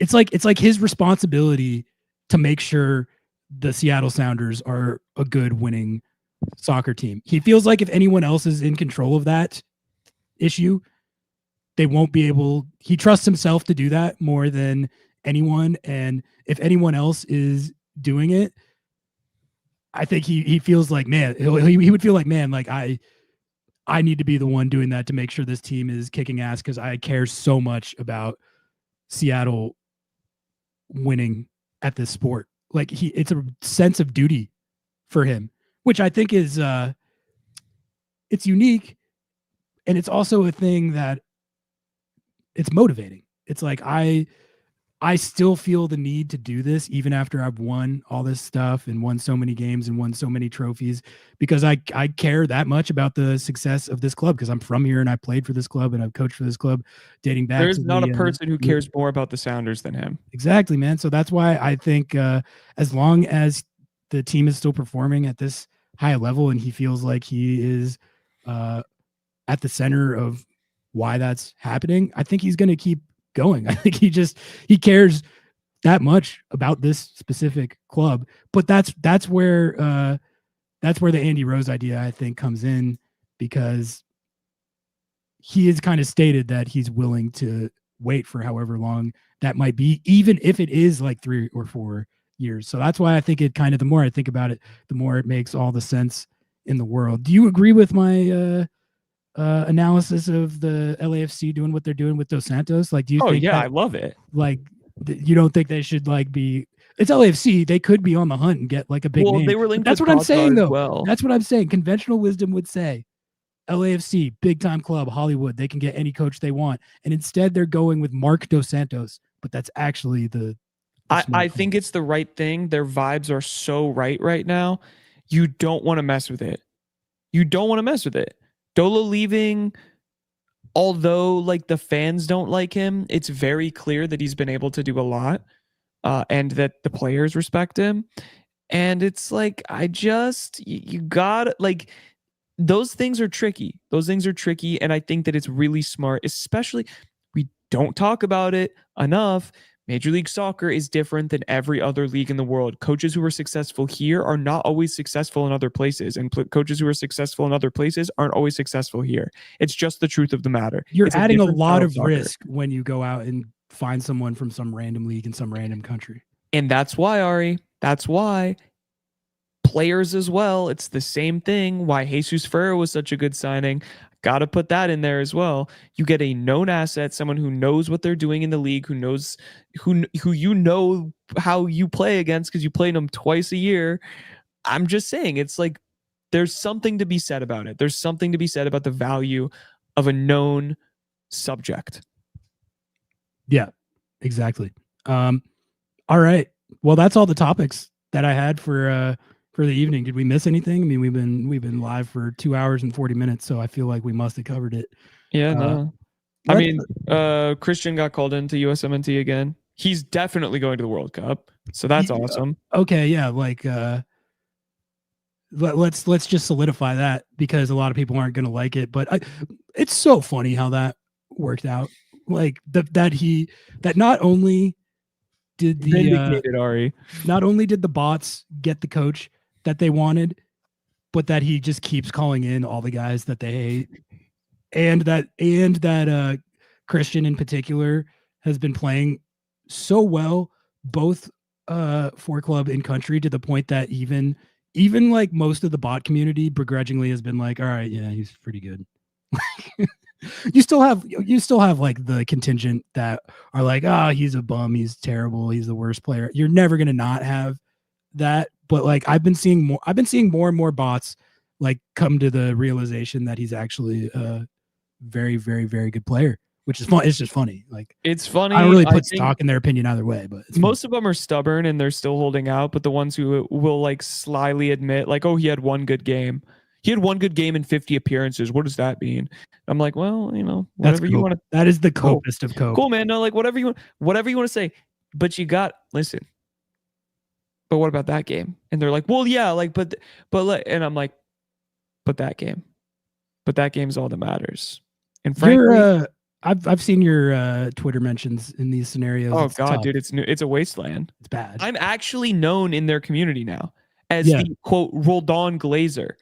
Like, they use my photo every time he like misses a pass, and they're like, "Yo, glaze on this, bro." They don't understand that Roldan Glazer is like a badge of honor for us. Yeah, I'm like, dude, yeah, like, yeah, I am, yes, bro. I'm glazing. I am. It's not even offensive to me. Like, I'm literally, the guys outside of like the Sounders games and Mariners games with the like believe in Jesus or you're going to hell thing. That's me, but for Cristian Roldan. Yeah. Like I am blasting your eardrums with propaganda, and I don't even care. Yeah. Seamus says Jackson should be a USCB. Yeah, when's that going to happen? Listen, that's the next propaganda. I can confirm that Pochettino's main assistant was at the last Sounders game. I met him. Oh, word? We shook hands. Yeah. There was also scouts there for Obed, wasn't there? Yes. But I heard, I don't know if this is verified, but I heard PSV had people there. I don't know exactly, but I did hear some rumblings that there were some scouts there. But I do know for a fact because I literally met it. I met it. Yeah, that's tight. The Pochettino's main assistant there. What do you think about PSV as a potential Obed destination? Hell I kind of like it. Hell yeah. I think we might have talked about it, but now that it seems like that's one of the front runner potential destinations. They're not going to get a bag from PSV for him, which sucks. But like, yeah, I don't think they could get 10 plus from PSV. They're pretty big. I feel like 8. I feel like they'll get like 8. If they got 8 for him, would you be disappointed? I kind of would. I would be disappointed, but if it was the right club for his career growth, I would be very happy. Yeah, and 8 anything in the 8 to 9 to 10 range. That's still a bag. Well, you're gonna get it. You're gonna get a sell-on clause, and that's really what matters. You're gonna get. You might like if you sell him for 8, 6, whatever. Who fucking cares? But you have a 20% sell-on clause. Yeah, Jake's saying 8 plus a 20% sell on. That's a pretty good deal. Like, dude, that's where your money is because his next transfer is going to be $100 million to Manchester City, and they're never going to play him. But regardless, right. And then if you get 20% of the Man City bag, ooh, that now we're talking. M's? Now we're talking, and they can pump that into Long Acres and not spend it on the team. Dude, the Long Acres Stadium with the Obed Vargas 20% sell-on clause is gonna go sick. Just not spent on the roster at all. They're gonna sign some Moose equivalent and not spend the money. If they I didn't even give my Long Acres takes, which I feel like we should just do a whole podcast about that. Fucking goddamn. If I listen, I was talking about this on I think last Under the Lights, but if this fucking I'm gonna move. I'm just gonna move and I'm gonna quit the podcast if they do that. Like you're gonna quit? I'm not going to fucking Renton. What if they had this was my whole take is it's like if they're gonna do it, which it seems like they're intent on doing, there's got to be just a lot of changes made as far as like transportation accessibility, and then also just the amount of stuff that's going on around Long Acres. We've both spent a fair amount of time out there. What's going on around there? It's an empty field, Ari. Famously, it's a horse track. It's a Boeing building with like fields. It's a dilapidated track. There's a storage unit facility like on the way there, and that's like it. You can't have like a Major League Soccer game day experience, or at least a good one. I know there's a lot of stadiums out in the burbs. You'd be doing Frisco. You'd be doing Pizza Hut Park. At least they built it up now. But 10 years ago, it was like a desolate wasteland. One of the sickest things about Lumen is how much stuff there is to do right in the vicinity. I know. If you have if you're playing your home games out at where Long Acres is at, you literally sacrifice all of that, don't you? Like you would have to. My idea was, well, this is non-negotiable. You have to have a light rail stop that goes directly to that fucking field. If they have that, then I can see that working. If it's everyone who's going is driving from wherever they live to Renton at Long Acres, that cannot be what the system is. I won't go. If you have a accessible, like light rail accessible access to the stadium, then okay, I can see that. They don't even have the money. They don't even have the money to lobby politicians to build a light rail out there, though. That's the funny part. It's like how do you get that done? That's going to take till 2058. You don't. And it's so funny to me too. Listen, okay, Adrian, I'm speaking to you. Next time I see you in person, I'm going to tell you this as well. I'm going to say, listen, you should have found a way to start a super PAC for Katie Wilson, because she said on our show directly that she would do everything that she could to accommodate you without giving taxpayer money. But what that could mean is like land, or, like kicking out first and goal, or like putting some pressure on them because they own the building and the land. I'm just saying, guys. I'm just saying. And that's why I voted for Katie. That's the only reason. 2040 for the light rail stop. Exactly. So that's, to me, that's roadblock. 2040, that's what they're going to say. It's going to be done in 2200. Exactly.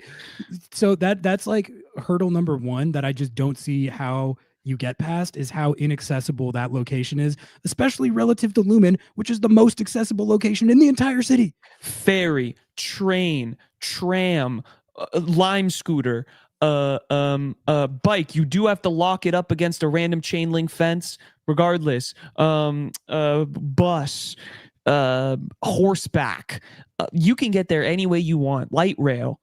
Yeah. And then so my other thing, other than the transit aspect, is, there's just nothing out there. My idea that they would have to do to address that is have you seen how like St. Louis has it? They have like it's like they kind of tricked out the whole area surrounding the stadium, and it's cool. They've got like bars, shops, restaurants, shit to do, and that's kind of how they have dealt with the fact that I guess there's probably not the reason they did that is probably because there's not a heck of a lot going on in the immediate vicinity of wherever their stadium is at in downtown St. Louis. I'm not saying that exact blueprint, but like you would have to develop that area substantially. I'm not going to rent it. I'm just trying to think of ways that they could make it a viable game day experience. You can try all day. I'm not going to Renton. I'm not moving to Renton. I'm not moving closer to Renton. I'm not moving to the fucking east side. Brother, I live in Capitol Hill. I would like to die here. I would like to die here. I would like to die at Linda's. Okay? I would like to die there. Having to drive to Renton for every game instead of taking public transit, which is how I get to the games now. Exactly. That sucks, dude. It's terrible. There's no spin on that where it doesn't just totally. It is unsafe. Someone said a step back. It's a huge downgrade from what you have. How many drunk drivers are we going to get around from going from Renton to Seattle after a Sounders game? It's just like, what are we doing? But okay, so stupid. But so here's the Pat, member for 5 months. Thank you for the support. If the beers are for sale, less than $100, I'll go. Yeah, actually the beer sales at Lumen. That's criminal. That's criminal. But okay, so like, what do you think of the argument that they would make, which is just, look, like there might be challenges with accessibility and the location, but not having our own venue fucking sucks. We get bounced out of there by the monster truck rallies and Taylor Swift and the K-pop bands 4 times a year. We're way down on first and goals priority list to the point where we get screwed over anytime a conflict like that comes up. It happens all the time. We now have the resources and location where we can just have our own crib. We don't have to deal with any of that. We can make the capacity so that we're actually selling out of the games instead of closing off parts of the stadium. We'll have grass instead of that shit ass turf. There's a lot of benefits to like the quality of all of that as compared to a venue that we share with everyone else. I get why all that stuff is stuff that this is what I was saying on my show last week. Can you imagine having to interact with first and goal as much as they do? I would probably be trying to. Well, we have one viewer who works for first and goal, so we want to say it's not the rank and file first and goalers, it's the oligarch first and goalers. Yes, the first and goal oligarchs, which I'm sure whatever viewer we have who works for them probably agrees with us on that. Correct. Yeah. But like imagine if you had to deal with the first and goal oligarchs. That would drive me. I would do. Insane. They have to deal with that every year. They have to do that all year, every year. It sucks. They're treated like shit. They're deprioritized. They have all kinds of conflicts when they're playing in tournaments that aren't part of the regular MLS schedule. They're light years behind the Seahawks, obviously, on the pecking order for all that stuff as well. Fucking rent, bro. Yes, yeah. And the Seahawks don't even pay anything. They literally just run it and make billions of dollars off fucking parking for Mariners game. I'm so radicalized on this, Ari. Like, we have to do so. I'm gonna run for city council on just this or something. Like, I'm gonna the first and goal must be put to an end. But also, like someone brought it up here, Memorial was right there. They didn't even bid on that. They didn't even bid on that project. And like, yes, I understand that the Seattle public school system wanted to continue to own that space. That doesn't mean you couldn't have worked out a deal. That would have been even better. Like, they are just. It is two people throwing a tantrum. It's first and goal just being petty and annoying for I don't understand why, and second for the Sounders, they don't have the money. They don't have the money to build a stadium in Seattle.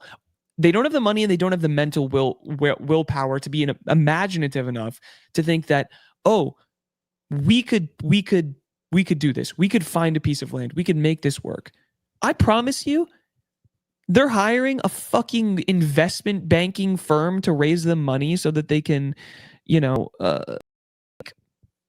I don't know, build a stadium in Renton. You're telling me whatever you're paying them, you couldn't have paid like some dude who has way too much, like draw up like 20 potential locations and then spend whatever the rest of the money it is lobbying like all of the shitty ass politicians in Seattle to like give you a chunk of a park, and then you build it in a park and like there's like this sick ass stadium. Like there's no imagination. There's no imagination. It's, we bought this location in Renton. We train here now.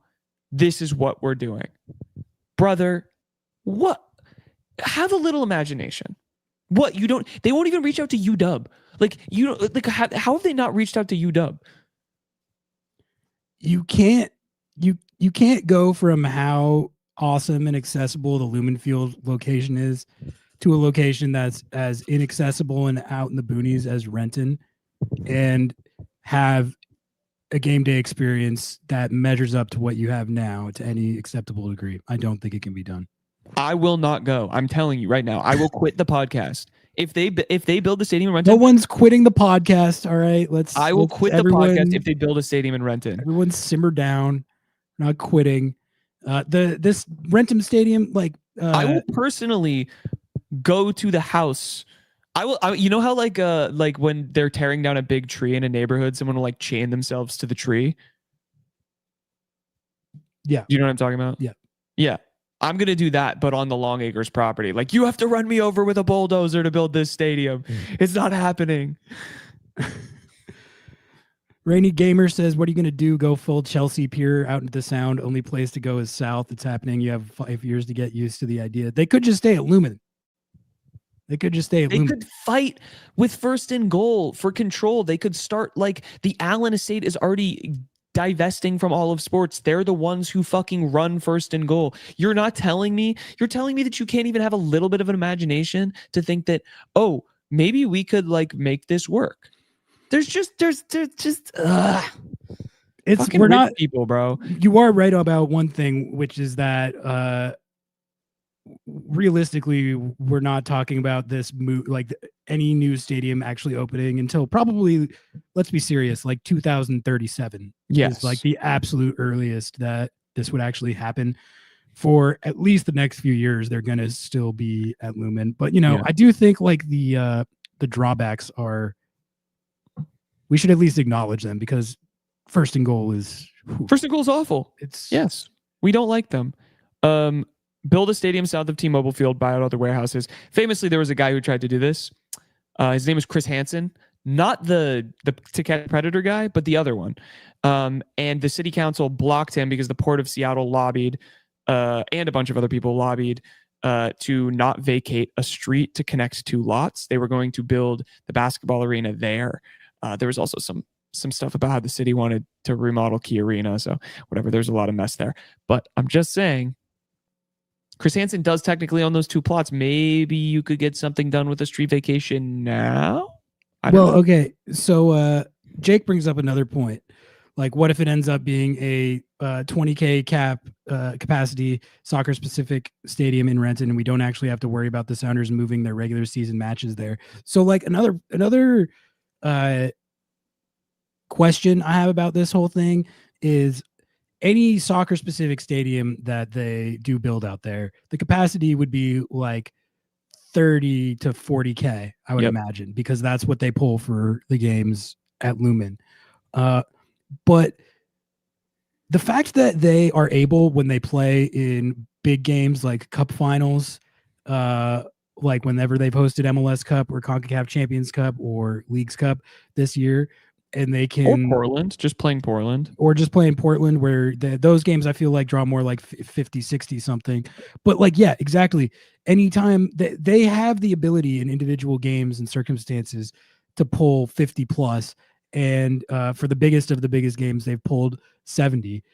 Like if it is where they play their home games, you would have to still play games like that at Lumen Field. Like there's no way, honestly, we're talking about the oligarch class here. You're telling me that if they have a game that they know they can pack with 70, that they're going to sacrifice the ticket sales to play it in Renton with a capacity of like 30K? Hell no. Yeah. Like that's leaving way too much money on the table in a way that I know the oligarch class well enough to know they would never do that. So like if you're going to be hosting all your big games at Lumen anyway, why not just keep playing your home games there? And if you really want to build this Renton Stadium to be like the de facto Starfire replacement, where you play all your Open Cup games, where Defiance play, and you have it for scenarios like that, I guess I think that's kind of a waste of money and resources. But they would never do that.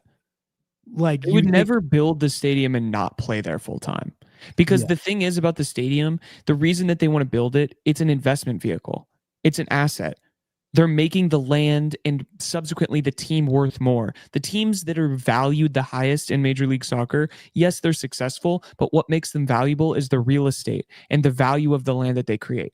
They build a stadium, they're going to build things around that. The value of that land is going to go up. What they bought it for, they're going to double, triple, quadruple, quintuple. Again, oligarch class. This is all an investment for them. They don't give a shit about whether less people come. Like they do. They definitely do to they're not a gonna, certain extent. If they're hosting a MLS Cup final, they're not going to not play that at Lumen when they could have 30,000 more people there. That's ticket sales. But again, it's owning a sports team is all about the long-term asset value and getting out. And like, you can't tell me, and listen, I think that Adrian Hanauer is a great owner for a lot of reasons, and he's a bad owner for a lot of reasons. Every oligarch is good and bad. That's how I feel. Mostly bad, but regardless. He's better than most. He's better than most. He came into this investment with not like he didn't spend a lot of money on his investment, and he's making like the value of this team is insane now. Yeah. And he's willing to dilute dilute his shares to bring in investors to build a stadium because he knows just simply how much more valuable his shares will be if they own the stadium that they plan, because that's the biggest part of it. And that's what they care about. That's what they care about. Yes, they care about the fan experience to an extent. Yes, they care about ticket sales. But what they care about at the end of the day is their wallet. How are they going to be able to retire and have $100 billion to give to their kids and spend? You don't make that money by doing what all the fans want. You make that money by doing strategic investments, and that is what that is. Yeah. No, I think there's a lot of truth to what you're saying there. I just don't think that, I don't see how diminished, like the stadium they're talking about is obviously the capacity is, it's not like half of what Lumen is, but it's like it would less be than half. Yeah, less than, but yeah. Yeah. So I don't know. For me, I just keep coming back to the issue of when they when they host the Timbers and they could draw 50 or 60. You really think they're going to play that in Renton with 30? Yeah. That's so backwards to me. What about there is the greed of the real estate, which is real, but what about the greed of $40,000? Again, this is what I'm telling you. Short-term gains and profits, that all that money just goes back into running the club. You don't get to see that when you cash out. Those are short-term monetary bumps that go towards paying staff, paying players, lessening your investment. It's all about the long term. When you go to sell your shares, how am I increasing the value of this company? How am I increasing the value of this team? The easiest way to do that. This is the most famous thing for every sports team in the world. When you have your own stadium, when you have a new stadium, when you own land that's centrally located, or you own the land around it, and you own the businesses around it, and all of that stuff, that is exactly what they're going to do in Renton. They're going to do the same thing that like the Chicago Fire are doing, or like St. Louis did, where they build up a bunch of infrastructure around it, because it's the value. It's the value, man. And long term, owning every single piece, you own the parking, you own the concessions, you own the ticket sales, you own the rent around it, because you're probably going to build apartment buildings. The Seattle Sounders are going to be landlords, and they're going to be leeching your money in Renton. You know what I'm saying? So it is, you will make more money with less customers. And we've already seen the Sounders look to do that, raising season ticket prices, consistently pricing out the average person. They would rather have a higher floor for their season ticket price than have more people in the stands, not opening the upper decks because they have to pay people to run the concessions up there and security, and they don't want to do that, even though they could probably be making more money or having more people in the stands. That's the reality. It's a business that cares about the things that are going to help them long term, and it sucks. Yeah. The bottom line rules over everything. Yeah. It's the oligarch class that we're talking about. So we're talking about people that have a pathological obsession with and don't care about anything else in their life other than how much money they have individually. That's the only thing that informs anything that they do, which I guess I've never had that much money like that. So I guess relate. I would know. Yeah, I would know. I can't relate to that attitude. It must do something crazy to you. Must do something. You know what I feel like it is? And now we're getting into we're talking about capitalism, late night, 10:30. This is what we're doing here. Call us Karl Marx and Engels. And Frederick Engels, I think that's his name. That was Karl Marx's homie who owned a factory. I don't know. I went to college and studied political science. It's like, I feel like once you have it, you're not happy, and so you're just like, I need more. Like if I get more, I'll be happier. Like I need more. Like it's this. Don't you think though? Like wouldn't you get to a point where you would stop caring about it or valuing it? Because I feel like if I had that much money, I wouldn't give a shit, dude. I would keep as much as I felt like I needed to be very comfortable and secure. And then I would literally probably give that away.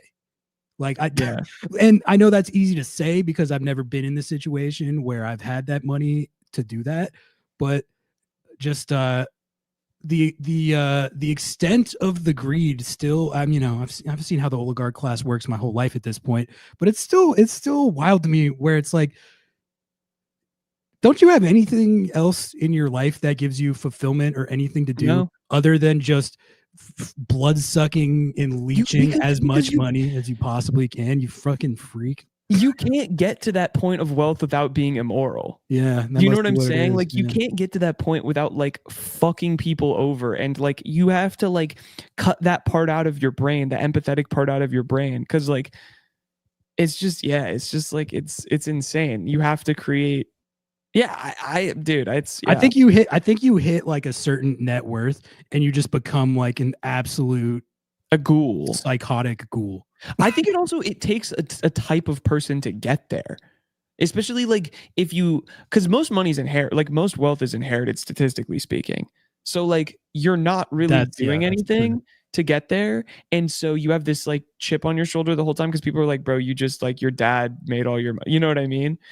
And so then you're like, no, like I know what's going on. Like I'm important, and like you will respect me. And I will, and like my vehicle of feeling power is generating more wealth. And then it's just like, all right, bro, like, why don't you just smoke some weed and chill out? Like, I'm sorry. If I had that much money, bro, you would never see me.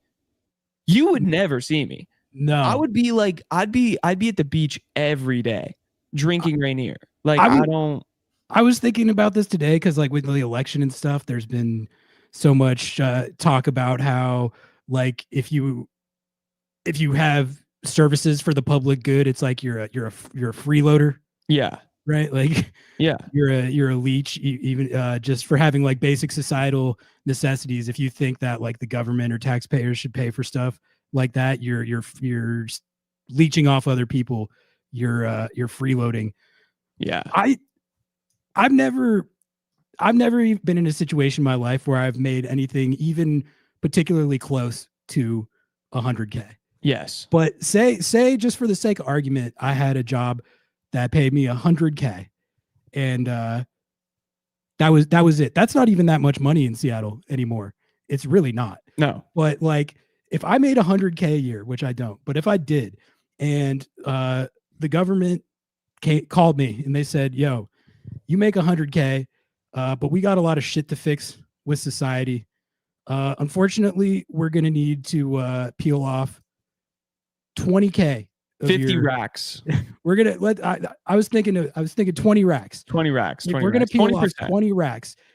So you'll only be making 80K this year. But what that 20 racks is gonna go to is, like, I don't know, everything we need, like healthcare, free. Everyone's going to be able. We're going to take 20 racks from everyone making this much money, and you're going to have people are going to be able to have like free child care, and it's going to go towards improving healthcare, and it's just going to go all around into making this city better for everyone. And that's what we're going to do with it. And if they told me that, and for the sake of this hypothetical, let's say that we know that is actually how they're going to allocate the money. Right. We're playing pretend, friends. Yeah. We can do whatever we want. In this hypothetical, we have it assured that they are going to spend that 20 racks on all that stuff for the societal good. You know what I would say? I would say, hell yeah, fucking take it. I don't need it. I will live on the 80 racks. I will live on the 80 racks, and you can have that 20. And just, how can anyone think of that any differently? And like, you say that to people, and they're like, "Oh, that's like, oh, you if you had that money, you would just give it away for." Yes, yeah, bro, yes. I'm good on that. For like kids to have free meals, or bro, like people to have healthcare, I would give God that forbid away. I'm an empathetic in a person. Nanosecond, dude. Yes, like, I wouldn't even have to think twice. Okay, I have a story. This was recent, and I actually haven't told anyone about this. Last weekend, I was out at Linda's, as I often am. And I was having some drinks with some friends, and I literally had $50 in my bank account.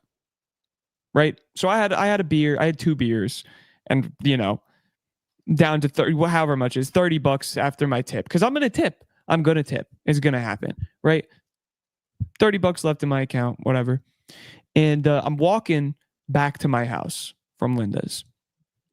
And this homeless dude next to me, like, just drops all of his bags. And I'm like, "Oh shit, you good, man?" Like, I helped him pick them up, and we just started chatting, right?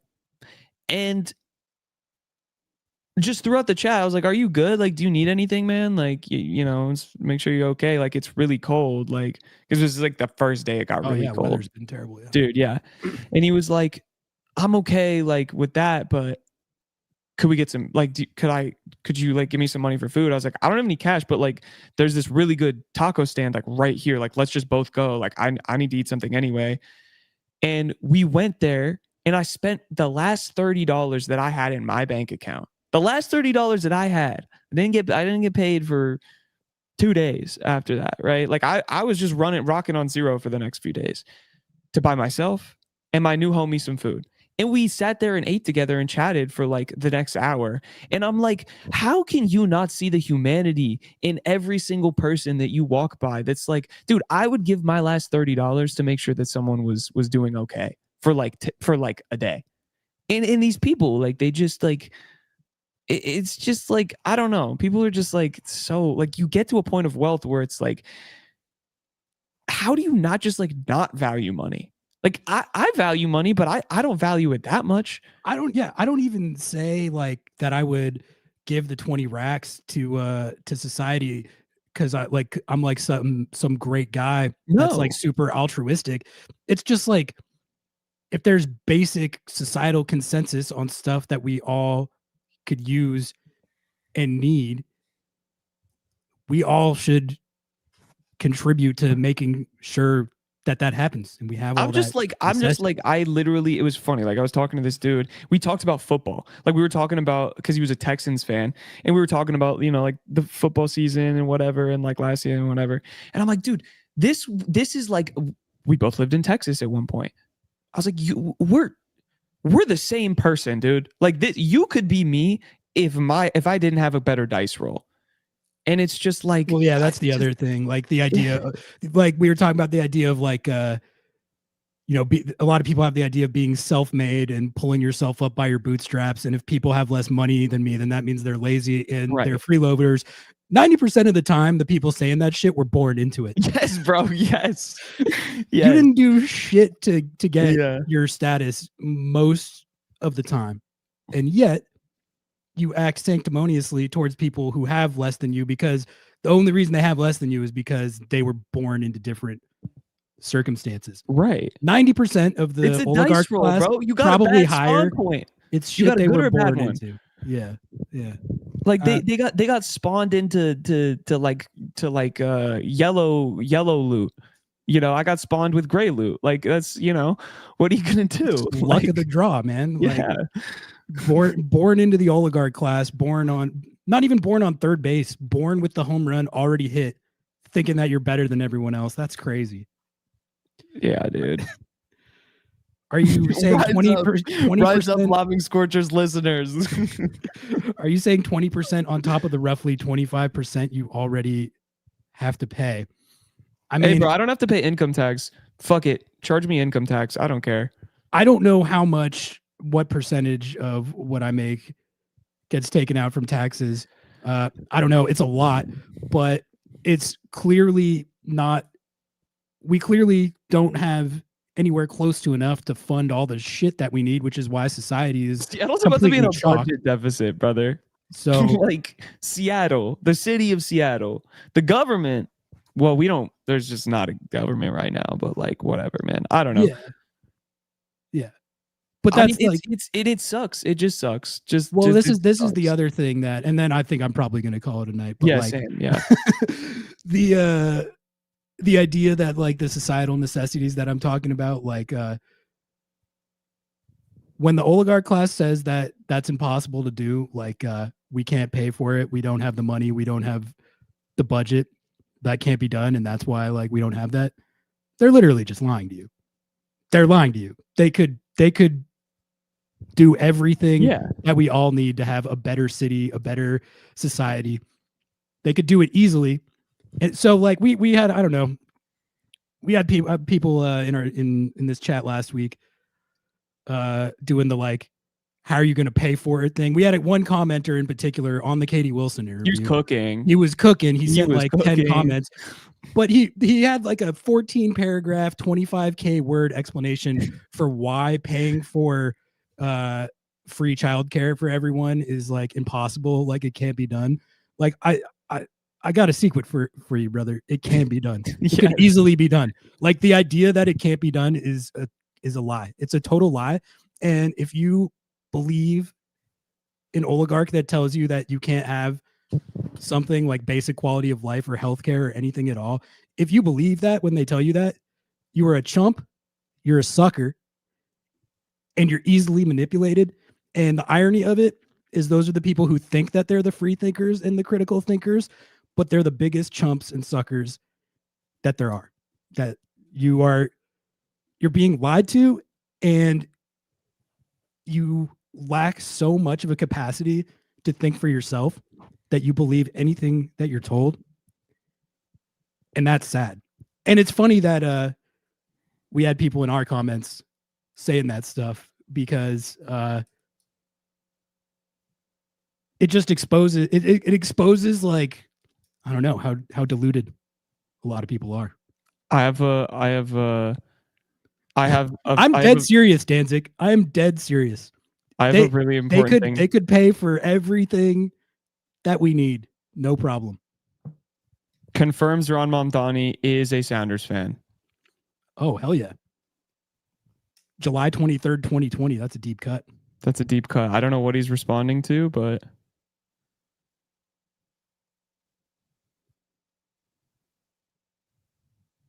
I don't really know.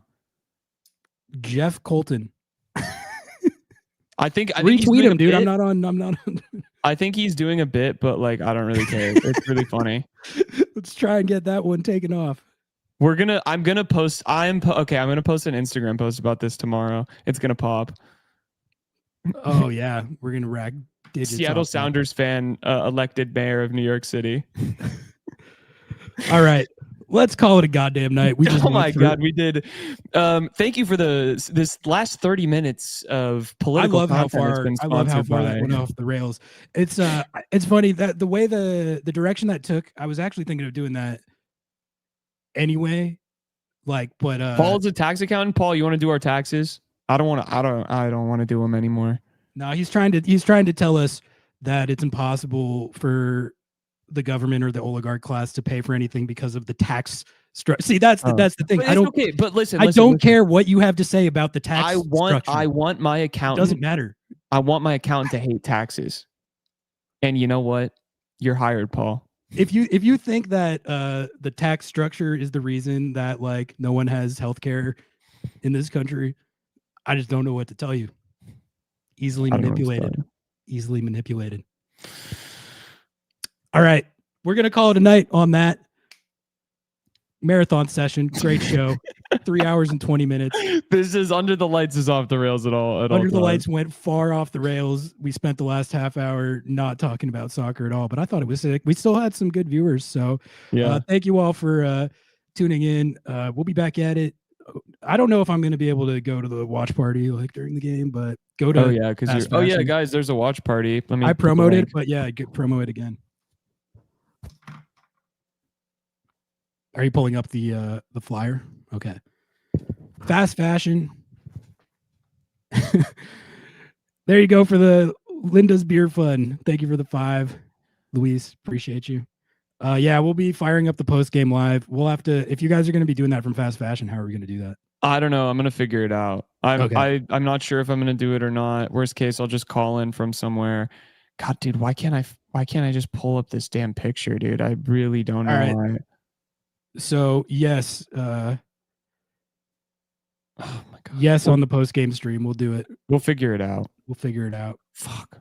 Wait. I got it. Is it? There we go. Watch party Saturday, November 8th. LobbingScorchers.com/party. Okay, that's that. There you go. There you have it. Fast fashion, 12:30. And we got a new accountant out of this whole stream, which is great. Oh, did we? Yeah, dude. Paul's our accountant now. Oh, okay, sick. Welcome on board, Paul. I might have misinterpreted what you were saying. Paul, listen. We're here for open dialogue, communication, challenging of our ideas. And at the end of the day, I want my accountant to hate taxes because they're gonna find a way not to pay any. Exactly. All right, let's call it on that. Good sesh, everybody. Thanks for tuning in. Like the video, sub to the channel, rate 5 stars. We'll see you on Saturday for post game round 1 best of 3 series at Minnesota United. Let's see. Jake, it's a joke. It's a joke, Jake. God damn it. I'm out of here. Love you guys. Love you guys. Peace. Some people come to Lumen Field for the tactics, for the soccer, the atmosphere, and some come for Paul Rothrock's hair.